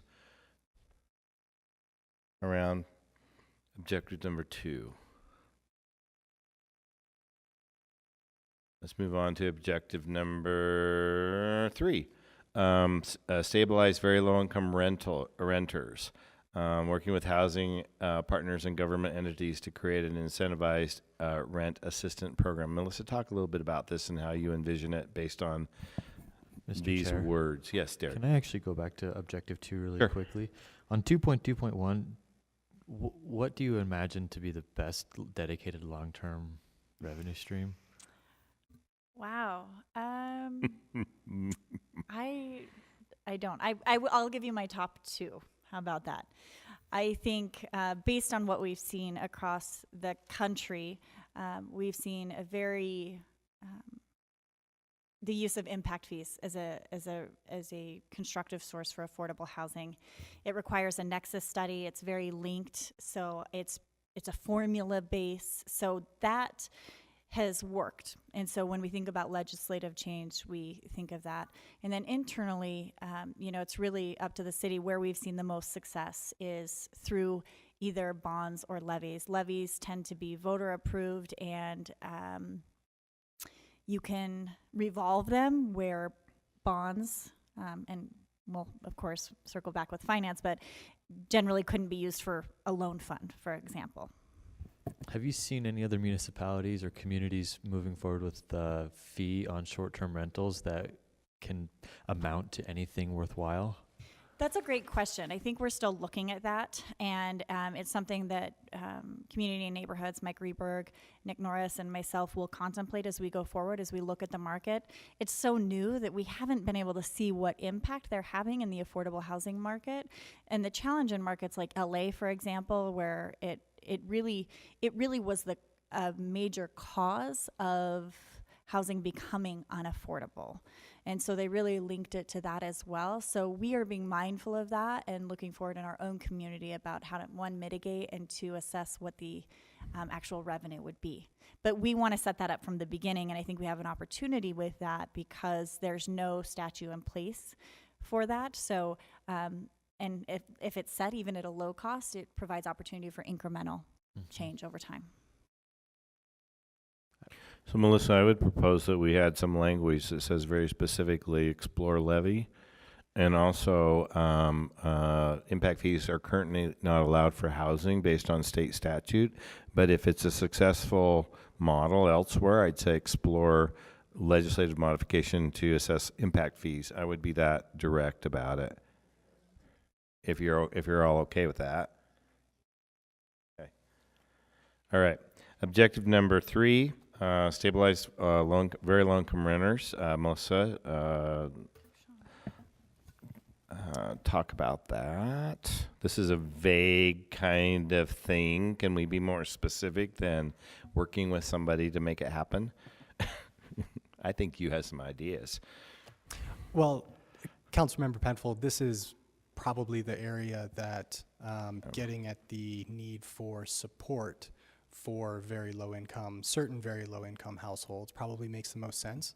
And for many, as Melissa was mentioning earlier, for many people who are falling anywhere in the spectrum of very low income to just outside of eligibility, that the Housing Choice Voucher Program has been remarkably successful.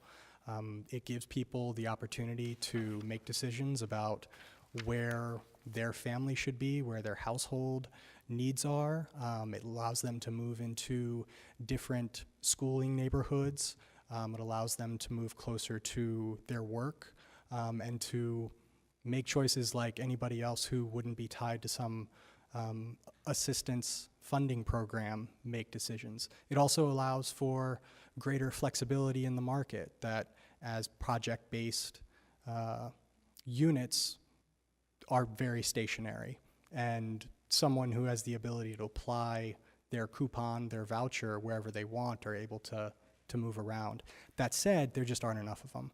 People stay on lists for years. We expect for a lot of reasons, to not see more vouchers coming.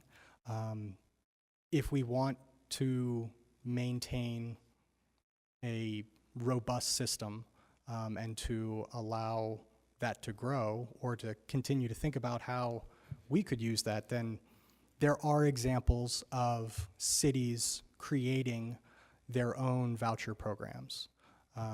One of the other issues with the federal programs is that they're very restrictive in terms of people partnering with individuals who are either not in their household to split rent, determining who can live together, and that's another area where the city would be able to provide more flexibility in crafting its own program to serve the needs of our population. And make it really outcome-based, where family self-sufficiency is, Dan Ackerman over at the Housing Authority has been very successful with that program and moving people off vouchers. The idea would be that it is a temporary situation and if folks need permanent supportive housing, then helping them find access to that and really using it as an incentive program to help folks become self-sufficient. So you are directly saying utilize other groups who are doing this effectively and not do it ourselves? Oh, no.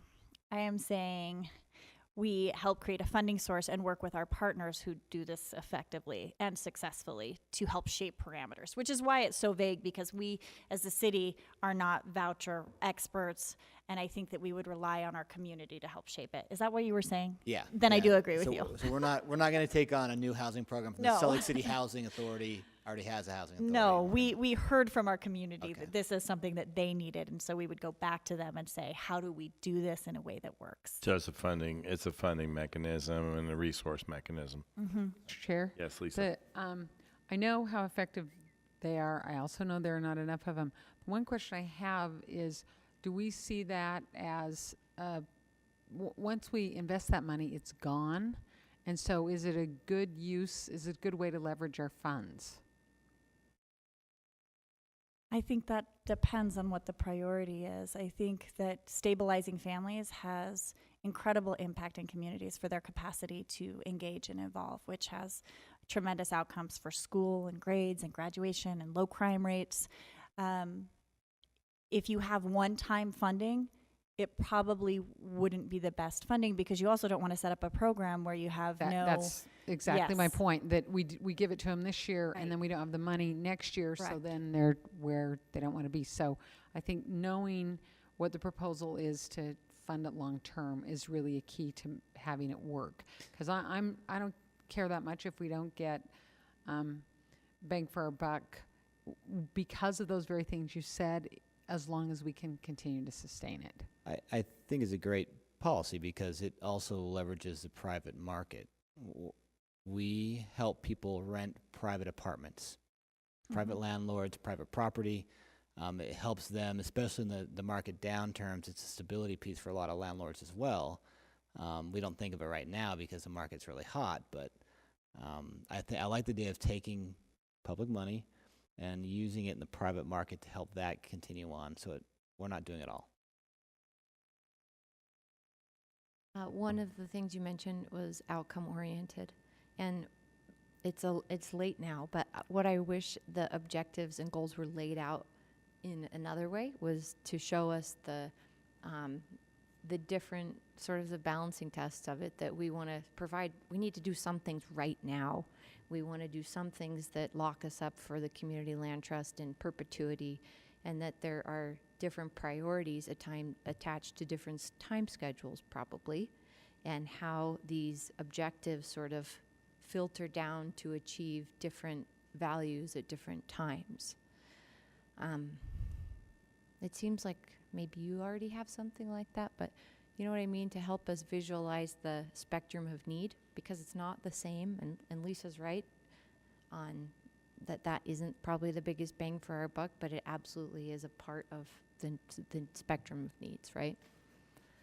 Absolutely. We can work Voucher on piece, putting I something mean. that together. I think we have that access, and maybe even share it with Pat so that she could bleed it into her documents for your review.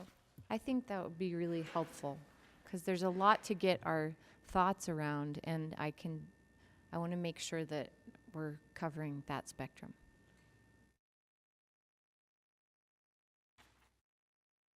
Okay, at the risk of creating hungry people, there's some food over there, but I really would like to try to get through this, and maybe we can take a quick break before we come back for our RDA consent agenda. This is later than we anticipated going, but it's been very valuable. I'm not being critical. So are we ready to move on to objective 4? Is that where we are? Yes.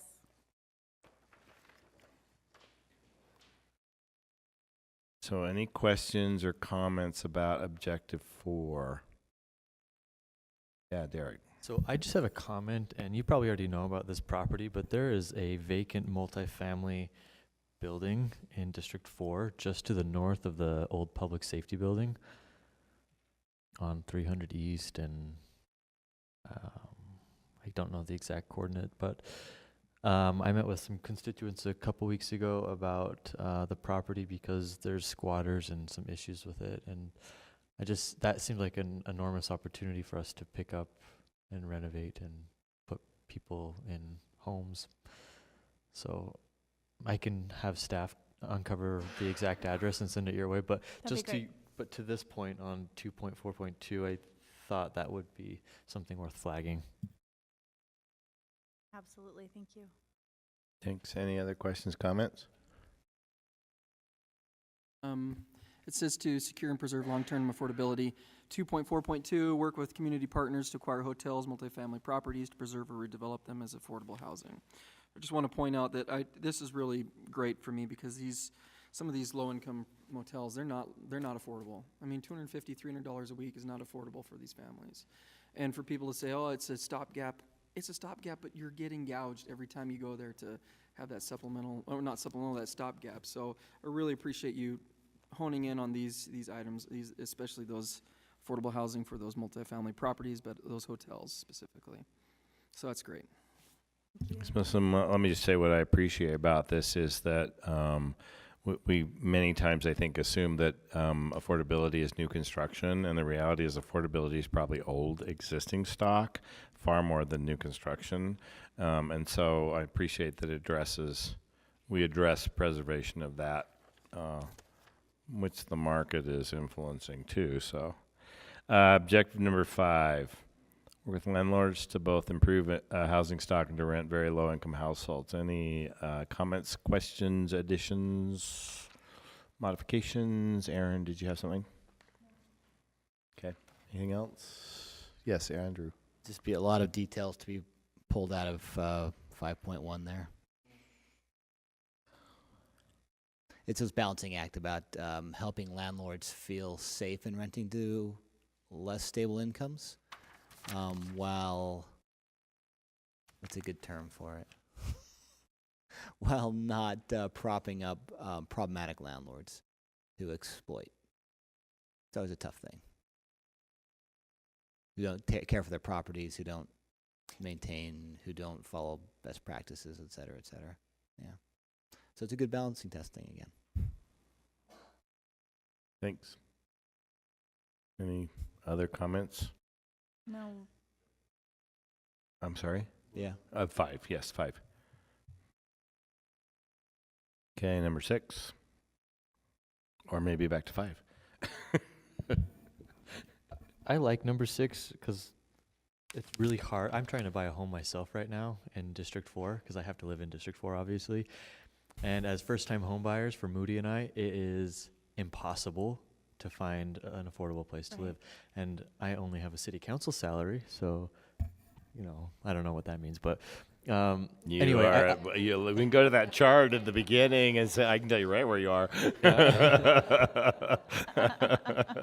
It's not good. Surprised none of us brought it up before at this point. I'm just saying. But this is important to me, and I think a lot of the workforce that we're trying to attract. We talk about economic development constantly, just as much as we talk about housing, and they're so intimately tied together. And I guess I would love to see innovative new ideas for getting people into home ownership, and whether that's a lease to own kind of model, or I know that we have the first time home buyer program through HAND, which has from my understanding been pretty successful. But can you just give me some inspiration on this, please? Sure. What I love about this objective is I always get a story from people. They're like, no, it is really hard. And I'm like, I know, it's terrible. And I'm glad you brought it up, because even though it's objective 6, this is a plan for people exiting homelessness to home ownership. And one of the things we did in HAND this past year when you guys adopted the federal program and CDBG is we shifted from first-time home buyers to just all home buyers, because we wanted to expand the program.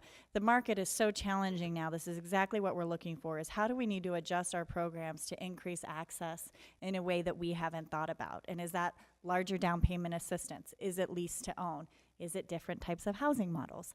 And so we will continue to look at that and hopefully gain pathways towards it. So, Mr. Chair, I have a question. So, can you tell me, how will this work with the Community Land Trust? How will that work with this when you're talking about increased funding and marketing for affordable home ownership programs? Because that's basically what it is, right?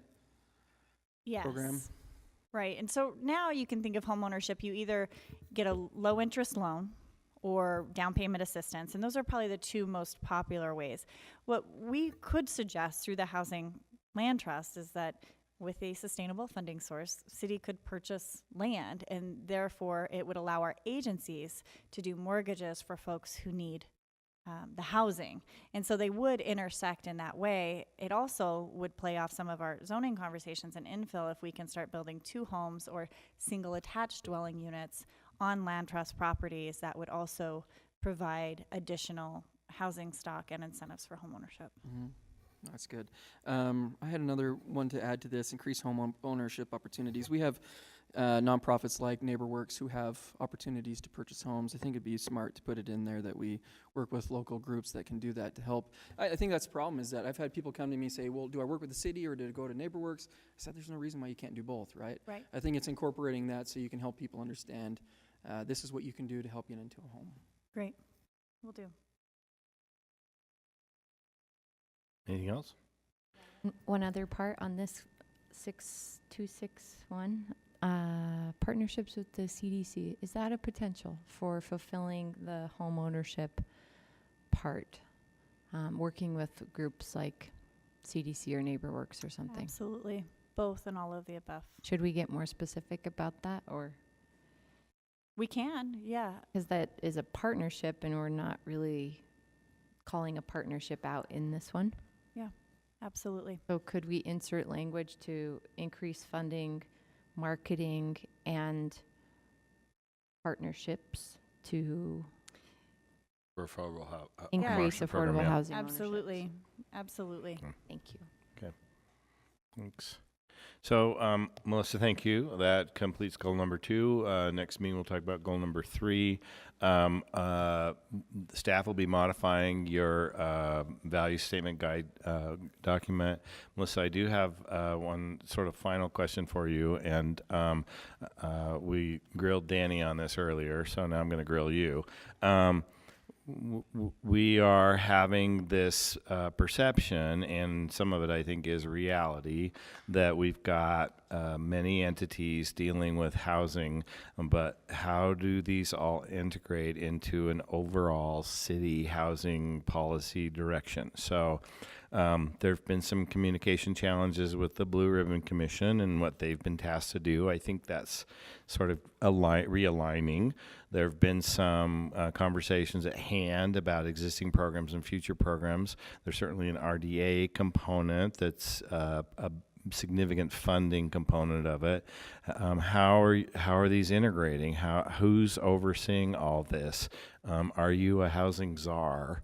And would you even want that title if it were out there? I don't know, but yeah, it is.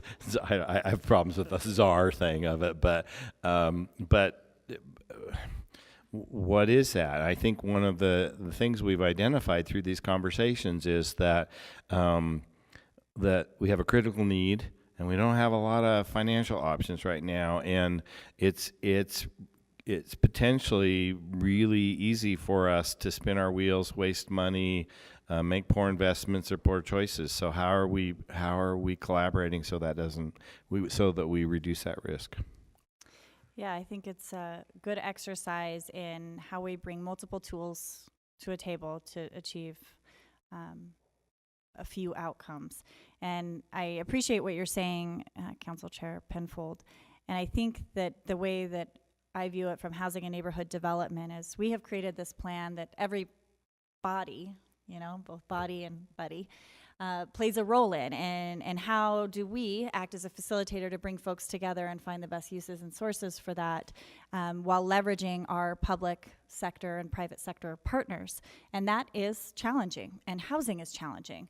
So trying to get everybody together on the same page and moving, and I think the intention is there. As Councilmember Adams pointed out, there is still some work to do, and I think that that's okay. And from my perspective and from our team's perspective, we're working through that, but we do want to provide you with a clear path going forward, and I think that you will see that in terms of alignment and bringing all of the pieces together into fruition. The Blue Ribbon Commission really is a tool of the housing plan, not a funding body of the housing plan, but a body of creative experts looking at a wide variety of solutions at an incredibly fast pace, and that presents communication challenges.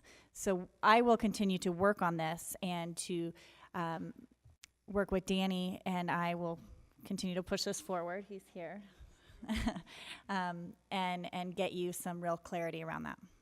So I might add then, we have a couple of, we have a issue in front of us around some priority recommendations for purchase of land and apartments. And frankly, from I think my perspective, it's not clear where that's coming from and how is it coordinated across a lot of these objectives. And I guess I'm not sure I have a comfort level that we're not just jumping after random opportunities. How is that assessed in our current process? Well, I can speak for the Blue Ribbon Commission, because that's probably what you're looking at, is we have been trying to find a new way to finance outside of 9% tax credits. And so in that, we've been exploring a lot of different bodies. One of the goals was, how do we leverage multiple objectives? For example, acquiring motels is one objective with affordable housing. And is that a good spot for affordable housing? We always ask that. I would really like to emphasize that we would never put housing someplace just because it was there. These are really not easily acquirable, and so we are looking at it. It is, things change daily. So Melissa, I guess what I'm getting at is the council's being asked, and I think will be continued to be asked, to act quickly on opportunities. It's frustrating because we don't always have information about that. But I look at this, some of these requests, and it's like, well, we need to acquire property. It's like, we have all kinds of property. So how is the acquisition of a new piece of land evaluated against all the existing land we already have? We need to move quickly on this location. Well, how have we prioritized that location based on some of these recommendations for our housing need? What's unique about this opportunity? How does it fit into this plan? And at this point, I don't think I'm getting the sense that the Blue Ribbon Commission is evaluating their recommendations based on some of the conversations we've had around this plan. And I get that they're happening simultaneously, but it's been a little frustrating to be asked to jump really fast with no information about where we go. I mean, I can think of a million situations where the city's been asked to jump really fast to acquire a piece of property that we still own 5 years later. So,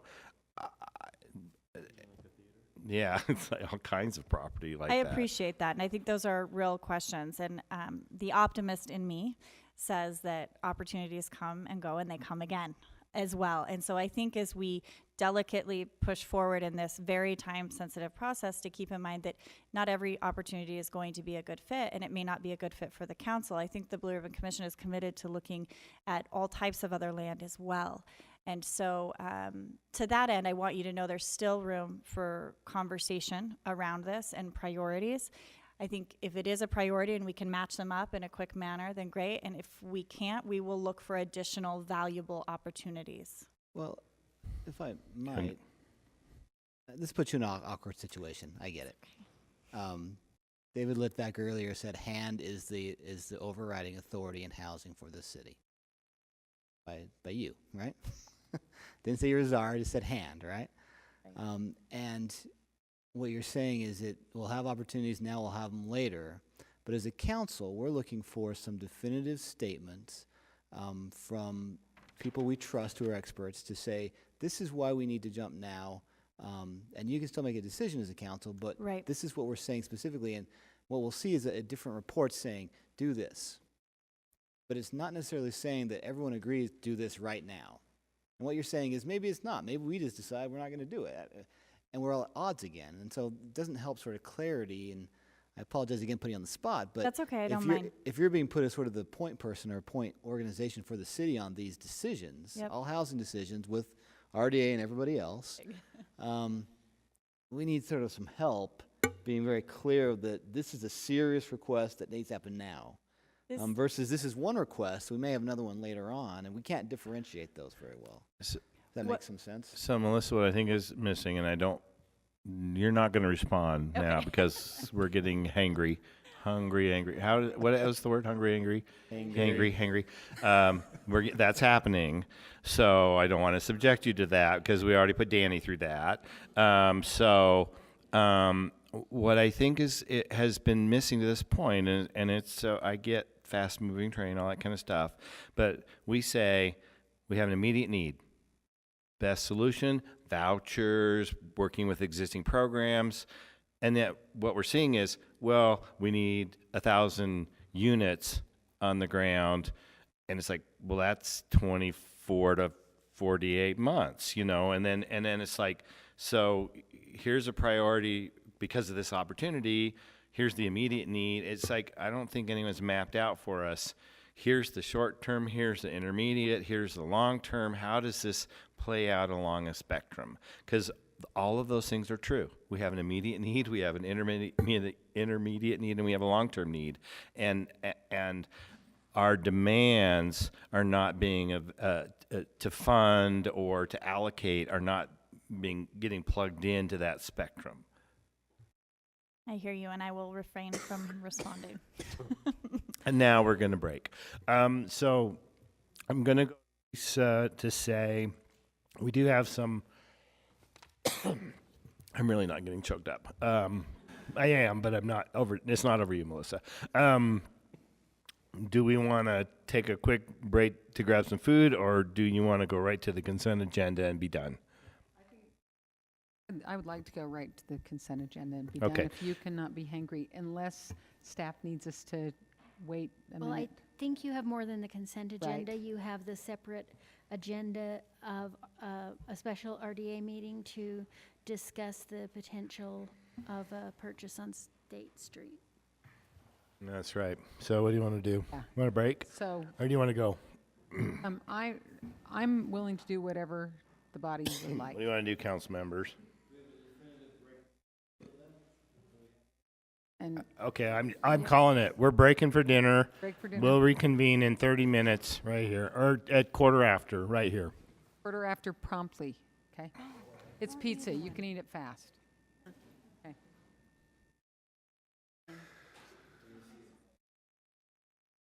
Oh,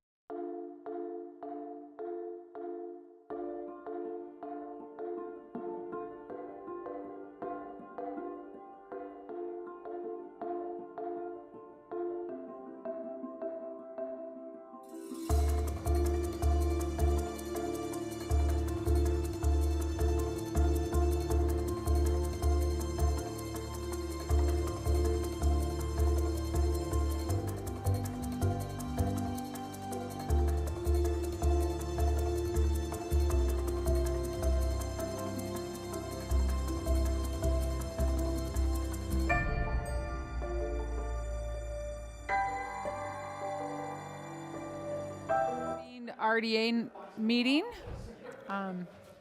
Thank you for those of you who've stayed with us. For those of you who've tuned into The Voice, you're missing out.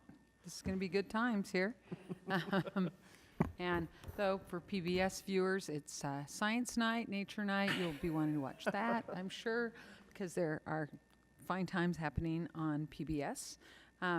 We are going to, prior to doing the consent agenda, wanted to invite Danny Walls, the COO of the RDA, to tell us a little bit about the purchase that was made today. And let me set the table for this a little bit. We are going to be able to ask him questions that we would like him to answer at our next meeting, meaning the November meeting, about this, the plans for this purchase, because we've only owned this property for about 6 hours. So we, yes, we've put in our purchase, intent to purchase.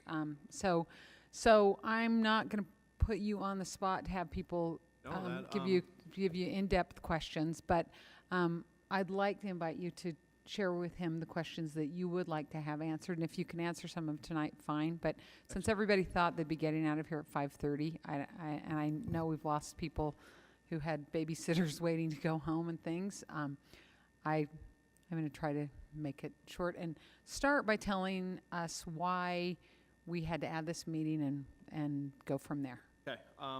Thank you very much. Obviously, thank you also for allowing us the opportunity to have this meeting. Just a little background on the property. As you're aware, we're talking about the Plaza at State Street property. This is the one roughly at 255 South State. It is a half-built steel frame construction of what was originally supposed to be a mixed-use project. I suspect we're all aware of it. We're all aware that it is an eyesore, and needless to say, it is a nuisance property right now that the city is having to deal with on several areas. The RDA, so shortly after I started, so this was probably about a month and a half ago, we came to understand that Citibank was going to foreclose on the property. And that foreclosure was going to happen as part of an auction sale on the courthouse steps. We came to know this information in talking to developers who were potentially interested in buying the property, and they had been having conversations with Citibank in terms of should Citibank come out of this foreclosure process as their own successful bidder.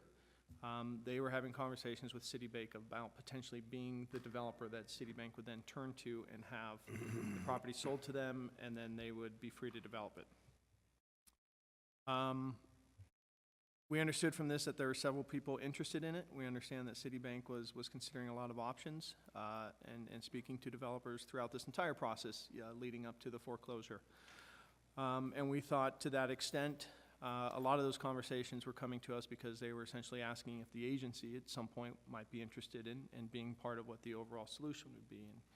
And we indicated to people that we might be, and to the extent that they secured the property, that absolutely come and talk to us, and we'd love to sit down and see if what the proposed project would be would fit within our goals and warrant participation of the agency. So we learned probably about 2 or 3 weeks ago that it was the intention of Citibank, or I should say, the process by which Citibank was going through would allow the foreclosure and release of all of the affordable housing restrictions and requirements that were put on the property, both by the agency as well as some of the other funding sources that were involved in the original project. And so this obviously changed the dynamic of what that potential for the property would be. And it certainly changed our dynamic in terms of what may or may not happen with the property. We were asked by one of the developers who was interested in the process if we were then going to be a bidder in the project, and our initial answer was no. We didn't think that we would be able to put ourselves in a position for that in time for the foreclosure sale. So that leads us to the conversation we had yesterday with the chair and co-chair, where we made a comment of, you know, if we had had more time, we could have potentially looked at being a bidder in that process, and we were asked if that was still a possibility. And so following that meeting, we looked into it in terms of what the process would be for participating in that foreclosure sale. We felt we got the initial conditional approval from the board members that were spoken to, that we could move forward with that. We talked about it internally within RDA and then also with the mayor and the administrative side, and they indicated that yes, that's something that we could potentially be interested in. From those conversations, what we determined was that the role of the agency in participating in this foreclosure sale would be that our goal would be to preserve and retain the affordable housing within the project that was originally contemplated. So we went into it thinking that, number one, we were not going to unnecessarily compete with the private market, but to the extent that we felt that someone was going to propose a project that the development was uncertain or would not include affordable housing, then we would be a participant. And we went into the bidding aware of what we felt was an appraised value based on an appraisal we had received in June of 2016. And we went into it with an idea of what our range would be for bidding, taking all of this into account and not necessarily driving up the price, but where would we land in terms of the interest of controlling the property and making sure that it was put back into an affordable housing type of use. So, Madam Chair? Do Yes. you mind if I ask a question about that? yeah, jump in. Was it a closed bidding process? Nope, it was an open bidding process in the rotunda of the Matheson Courthouse. And how many individuals or how many entities bid on the So property? there were a total of 3 individuals who submitted bids. The first and foremost was Citibank, which was just their opening bid, which was $3.6 million. And then there was us and one other individual that was bidding. We made the effort to reach out to him. We talked to him before the bidding. And as far as we could tell, he was an investor, capital venturist, who was looking at the property as an opportunity for securing a property in downtown Salt Lake City. And it was out of California, right? He was out of California. We asked if he had any indication in terms of a time frame, proposed development, and reuse, and he did not have those answers at the time. And so, short of disclosing that he was going to develop it with affordable housing, we felt that he was. Who was that individual? I don't remember his name, and I'm not sure he would want us to disclose that. But I think we could, matter of court records, if we wanted to get that, we could. But you did try to determine if there would be a commitment to affordable housing, and he didn't say there wouldn't be, but he didn't say there would be. He right? essentially said this property is an opportunity. It's something we'd like to look at. Given its current status and condition, it obviously warrants engineering reviews and studies to see what the costs are and what the conditions of the existing structure, and then that would factor into what he would ultimately do with it. So we did make the effort to understand who our bidders were and see where we're at. So as the bidding started, the bidding went up in increments of 25,000. We bid right on that mark with our back and forth with the other bidder, and when we bid $4,025,000, he backed out. That was, I believe, his mark was $4 million, and once we went over that, we were the successful bidder. So I will say that based on the appraisal that we did back in June of 2016, the appraised value was just under $3.6 million. And so when you look at the number that we bid today, that's a 12% increase in the property value, so to speak, over the last 15 months. We understand in talking to the developers who were working with Citibank that the market price was priced somewhere safely between $4 and $5 million. One of those developers was talking to Citibank in the neighborhood of $5 million. So we felt that we could either have a developer secure it at $5 million and then come back to us and seek agency participation at a $5 million project, or we could have the agency buy it at just over $4 million. We control it, and we've just essentially wiped out $1 million of what would be required to make a development happen. So we understand the dynamics that we were in terms of bidding against the private market. We were extremely sensitive to that and not wanting to go too far out of range from the appraised value. But in light of what we felt was this being an important piece of property to control the development, turn it around, as well as include an affordable housing component, we felt that the premium was justified. Okay, board members, questions. Stan? Two questions, Danny. Do we have cost estimates? I think the most recent information was that we probably need to look at a demolition for the existing structure. Do we have cost estimates on that? We don't have hard cost estimates on the demolition. I would say that that's probably in the range of $250,000 to $300,000.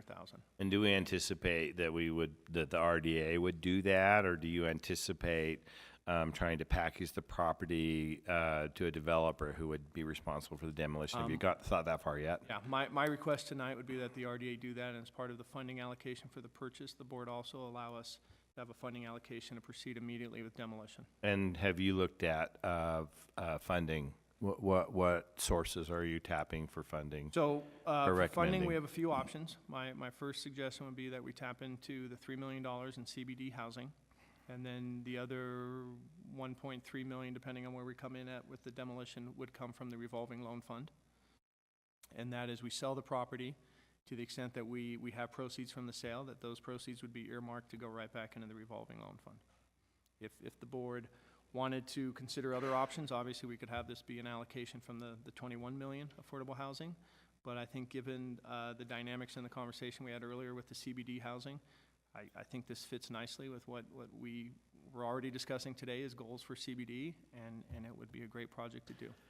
So Danny, I don't recall the negotiation process that got us to the current project that was not successful, but early on in that negotiation, the developer provided some pretty significant, and I don't know that they were concessions, but they did some design elements in that project that were actually really favorable from the city's perspective in regards to activation of the main street level, an interblock connection, some design criteria that was sort of above and beyond what the zoning requires, some historic pieces, although it wasn't a historic register property.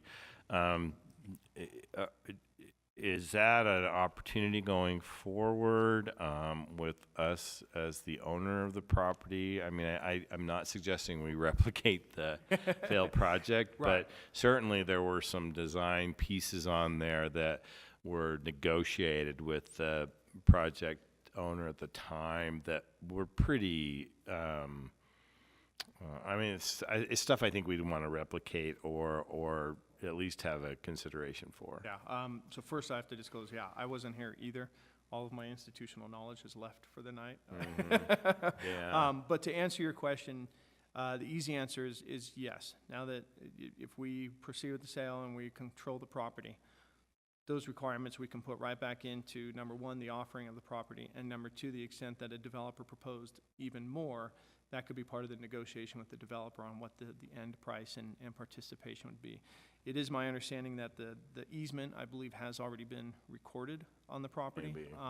And to the extent that that may or may not need to be shifted as part of any new development, we would be able to do that, because I believe the RDA is the grant or the trustee of that easement. So what we would suggest, and this goes back to Madam Chair, your goal of what we would bring back to you, is essentially we would consider this a tier 1 property, which means that we would offer it, and those offering terms would come back to the board for approval. And I think that would be a great place to have the first conversation on what some of those conditions would be that we would want to include in the sale.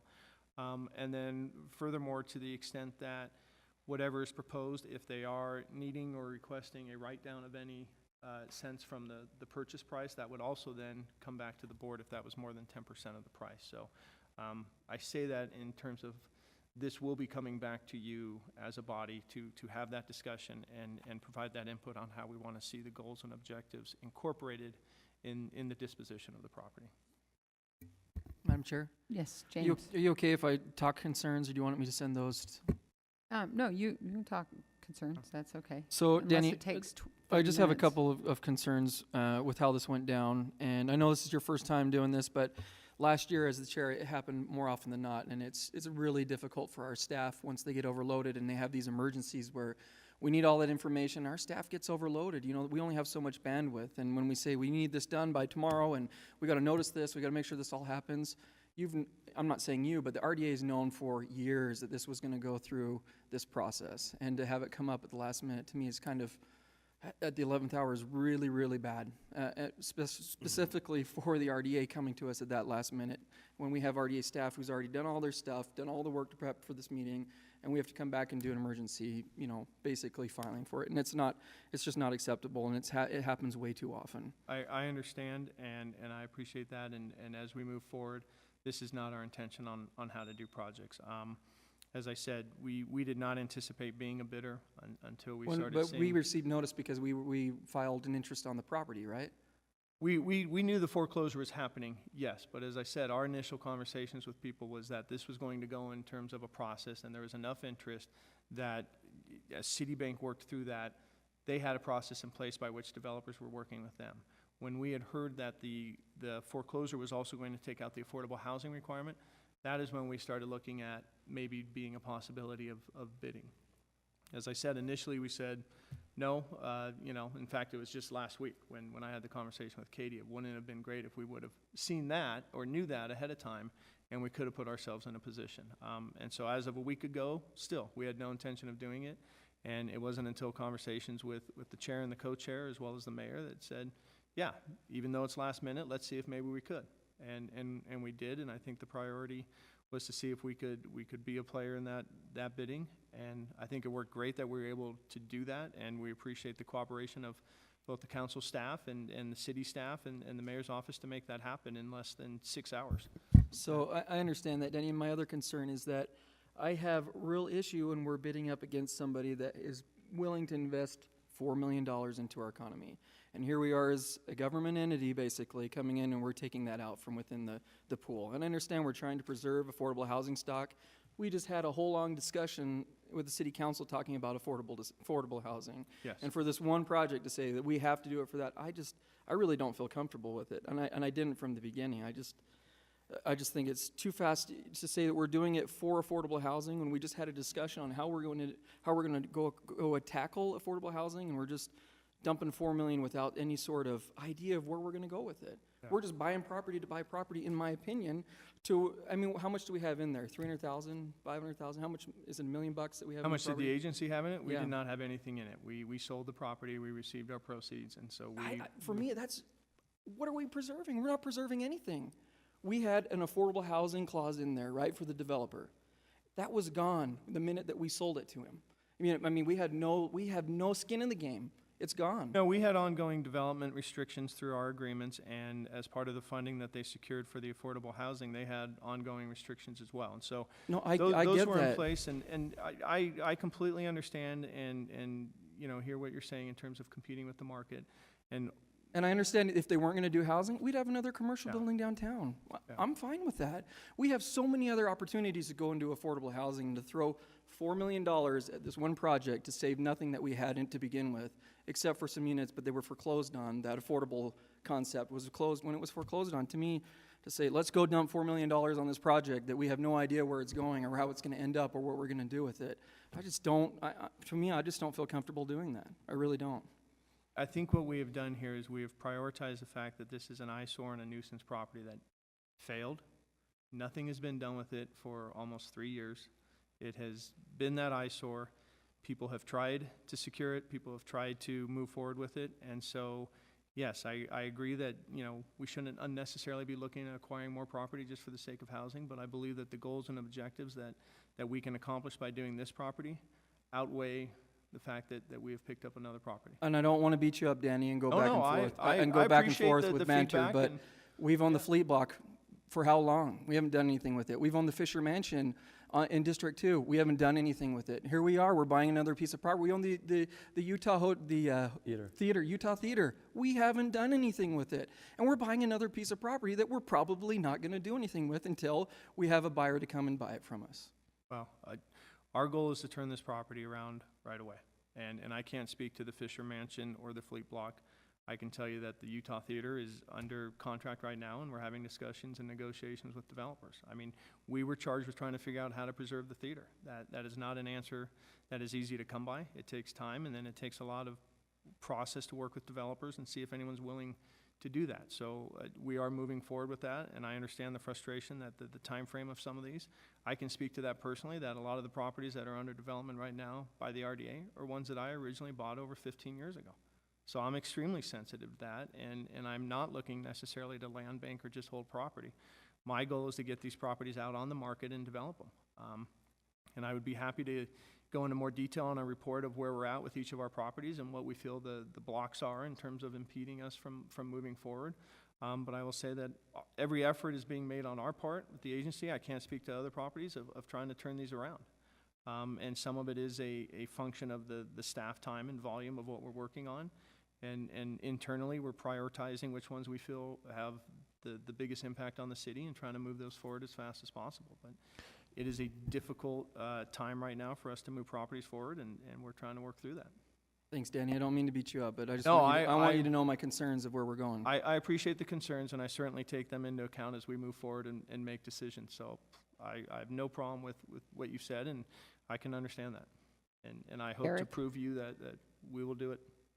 Danny, so the RDA doesn't have an investment in this beforehand that we're trying to preserve or protect here, except for the affordable housing component, right? Right.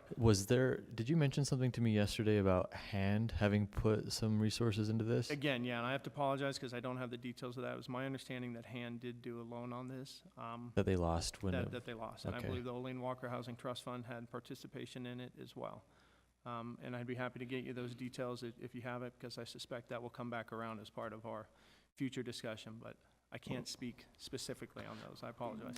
You know, I want to respect James' concern and express that I share that the concern and the stress that you have around this kind of happening last minute, and the pressure that puts on not only city council staff, but even RDA staff, just staff period. You know, it puts a lot. So I think that this was an opportunity for administrative and council staff to work together. I saw, you know, our staffs working together really well, and it was an opportunity to show that we can be quick and nimble and work together. And I think Danny recognized from the beginning that this was not ideal. But to James' point, I think, you know, if we could get a plan together as soon as possible after we secure the Absolutely. property and move fast and get housing and maybe get a tower of some sort. And this is CBD, this is prime real estate. It's an opportunity for you to shine as a new man in your job, and we'd love to support getting this turned around quickly so that we can maybe make up for this expense and get some folks housed. Because, you know, I mentioned this to Stan and a moment ago during the break, but what I have the biggest heartache with is that when we first began this process, we displaced people from living in the units that were there. I don't remember how many, but we have yet to fully replace them fairly. And so getting this done and getting the affordable housing component is really important to me. Yes, it's a good one. Board members, other questions? Then I have several. I'd like to invite you, when you are before us in November, to give us a timeline Okay. of what you, start to finish, what you think you can do, as well as what you see as plans for it. And I'm sure we'll want to weigh in on that and see, but map the timeline along with the plans. And then for the benefit of the public, correct me if anything I say is wrong. It is my understanding that we intend to scrape this down to the dirt because it is not structurally sound. We know that was part of the problem that the previous owner had, and that he couldn't afford to do it, that the steel that was used is defective and has to be taken out. So this will become an empty lot, and that's part of our problem because we have not been able to secure it. I happen to remember that my first RDA meeting in 2014, January 2014, we had a closed session on trying to work something out on that. So for almost 4 years, we have been working on this, and I'm happy to just see us move something forward. James, to your point, there definitely was concern about not outbidding a private bidder if we felt like they were willing to have an affordable housing component, or if there was a local bidder, then we really were trying to protect that. And since neither of those things happened, in our conversation yesterday, we encouraged Danny to go forward with a level of, a certain level of amount of money we were willing to spend if someone meeting those two criteria didn't step forward to make the purchase. So with that, those would be things I'd love to We hear can do from that, you. yes. And did I get it right about the scrape? You did, That it's- yes. Okay. Yes, I don't know the specific details, but yes, I do. we've come to the understanding that there's no value in the existing structure at all, and it has to be removed. Yeah, okay. And anything further on this? Okay, then, before yes, Cindy? just in fairness, I feel like I should disclose, as council staff, as I was sitting there in the meeting hearing that there was this opportunity, we're all about preserving options for council members, and so it felt like because it related possibly to housing, mixed income, mixed use probably, and we could see a path forward, as peculiar as the path was, it seemed worth preserving the options. So I just want to confess that we did strongly encourage the RDA director to look for the options, and so we're coming to you now with that, recognizing that there are these downsides and knowing that you may say you don't want to do this. So. Okay, and speaking of preserving options, before we move to the consent agenda, we have been asked to hold an extra meeting on October 24th, the RDA, and I would state strongly that we are not happy to have to add an extra meeting. The items that are being brought before us, I think, could have been brought before us in a timely manner way before this, and now our backs are against the wall. I think it's really important for all the people involved to know we may or may not fund what we're being asked to do at that meeting. We may fund some of it, we may fund all of it, we may fund none of it, because it is asking for some of the 21 million. But because we want to preserve our options and we want to hear what the pitch is, as it were, then I agreed to call this meeting. I cannot say strongly enough that we do not like doing business this way. And I kind of feel guilty that I'm agreeing to it when I don't think it's the right way to do it. But because I want to preserve options for this board, I was willing to do it. I can pretty much promise you I will never do it again. And Madam Chair. That's a tricky statement. Madam Chair, we have a couple of things going on right now. So the council meeting has concluded. We're in the RDA special meeting, and then we also have the RDA meeting from before that was continued. Correct. So I think where you're headed is to finish the RDA special meeting, and then to vote in the RDA continued Regular meeting meeting. on the consent agenda. Right. Is that? So do we need to adjourn our special meeting? We need your feedback first. No, because I didn't call us into a special meeting. I called us back from recess. Oh. Okay, Just so. recessed. We didn't. Okay, so you're not yet in the meeting that is about, State Everything Street. we just heard? uh-huh, Have to repeat everything? Can we just have her played back? Okay, so in the continued meeting, reconvening from earlier, you have the consent agenda to vote on and to vote on the CIP housing money. Correct. Yeah. Okay. Well, we are setting the date for to have the public hearing on that, and we Included already in this. approved the CIP funding of those the two required. Right, things. but I think that in order for this to move forward, I could be wrong, but I think that it would call for you to approve the item that was on that agenda for the CIP project of the $3 million in housing funding for the downtown. Right. For So, that. okay, so. So- I was following the advice given to me to continue the meeting. So, tell me where we go now. Well, I think you, Lawyers yeah, that do you're this okay great on, job. Do we want to Do I make a tentatively, motion? do we want to tentatively approve, or do we want to actually approve the 3 million in the CIP? what we need is the ability for the RDA To access that to money. access that money, or to be able to do the paperwork. Finance won't allow that unless there's money someplace parked. You could put a very significant contingent, like what would that be?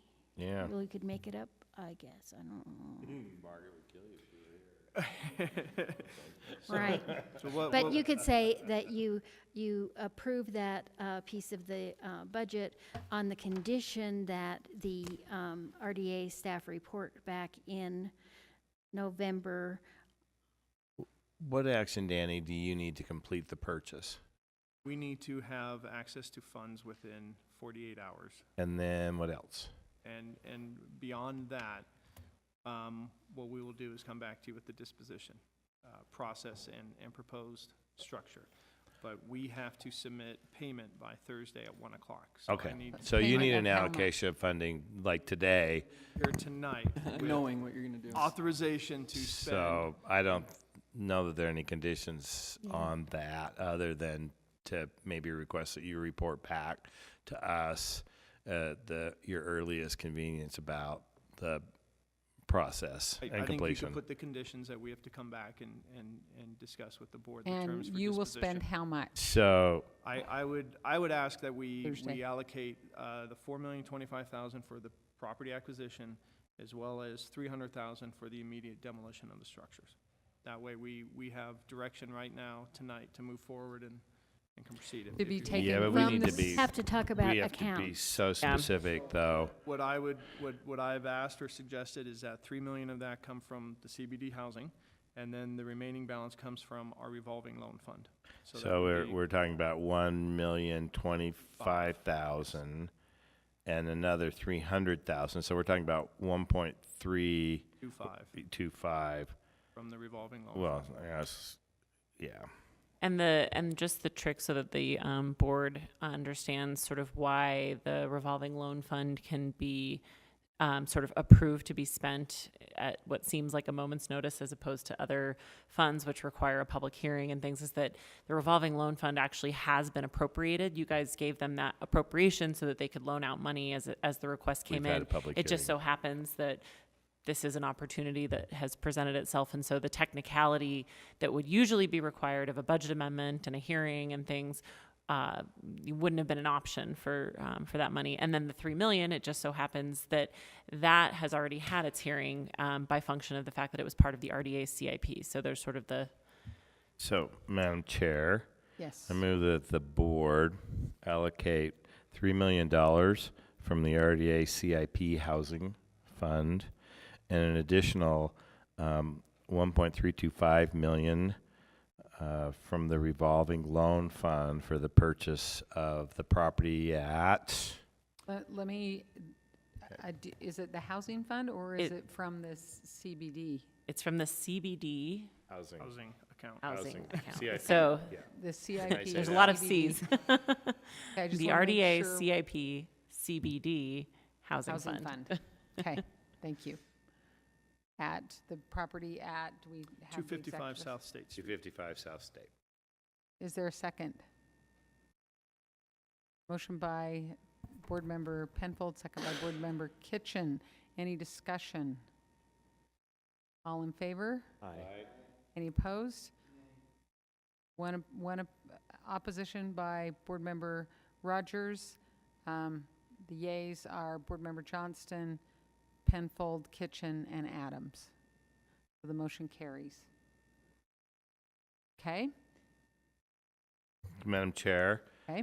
in addition, I move that we adopt the consent agenda with the following additions to item D1 and D2, which is setting the date for a public hearing amending the RDA budget for potential use of RDA funding for housing projects on Tuesday, October 24th. May I make a clarification? I believe we only need to change the language in D2, because D1 deals with our housing I strategy. haven't changed the language. I think where I originally wrote it that way as well What I was cautious about is that if the board wants to, if the RDA staff wants to be able to spend any money after October 24th, you will technically need a budget amendment.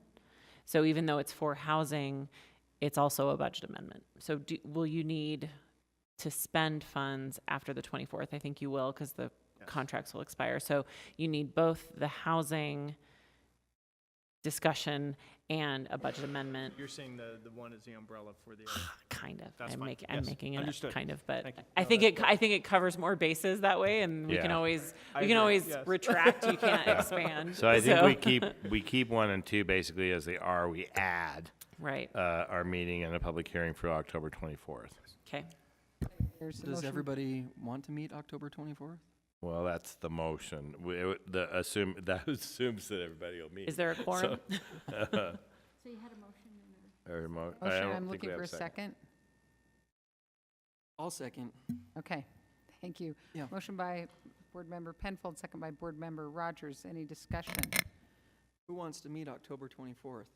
Wants Wants to to? or will? Is willing to. Are we even going to have a quorum on the 24th? Yeah, we checked, we will have a quorum on the 24th, and as I said, I was wanting to preserve an option and hear what they have to say to make a decision on it. One of the parts of this, besides the speed, that gives me anxiety is the public doesn't know what the hearing is going to be on, because we will not have heard what the proposal is. Cindy can correct me if I'm wrong. Our intention is to get that information by the end of this week so that it is submitted and available for public review with enough time before the meeting on the 24th. Okay, great. Can we hold you to that? Because You can hold me to the fact that that is the charge that I have given to those who are going to be providing that information, yes. Okay, and I would say that if we can't have the information by the end of the week, then we will look to cancel the meeting. Okay, but we can't because it's a public hearing that's We can't, noticed. because we have to notice it.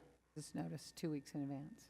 So to clarify, because we've had the confusion on role clarity, is this information being provided by the redevelopment agency or another entity? It is our intention that the proposal would come in the form of an application identifying the entity that would be seeking the funding, and that would be coordinated through HAND. Okay, so there's an outside party as well as HAND. Yes. And so it won't be sent from RDA? It'll be sent from RDA, but it'll come in to the RDA as a loan application. I see. And then we will process it as staff in that regard. Okay. So Okay. we hope to have that information submitted to us in time, yes. Okay, further discussion on this? Okay, all in favor? Aye. Any opposed? The motion carries. Is there any additional business for us to talk about tonight? All right. This Yes, is in Cindy? your, this is in your continued meeting. Yes, in the continued meeting. Yeah, and I think just to be safe, you might want to convene the special meeting and do a quick summary, just, Okay. All right, then I will adjourn the continued meeting, and I will call a special meeting where we will review what we just did. So rewind the tape and just play it. No. We did some housing stuff, and we talked about some money, and we purchased a piece of property. And we talked about not wanting to do business this way, that it's Oh, too quick. yeah. But we approved we had the discussion about the purchase of the property and and asked questions about what we would like to know about that property at our November meeting. Is that sufficient? I was I think hoping, so. Lisa, you'd yada, yada, yada through it, but you didn't, so, Yada, yeah. yada, yada. And Lisa So- promised so never to the- call a special meeting. yeah, the purpose of the special meeting was just to receive the briefing. The other things you were already authorized to act on in your continued meeting. So I think you're totally fine in terms of where you've done which item. Okay. I move that we adjourn this special meeting. Okay, move that we adjourn the special meeting from Board Member Penfold, seconded by Board Member Rogers. All in favor? Aye.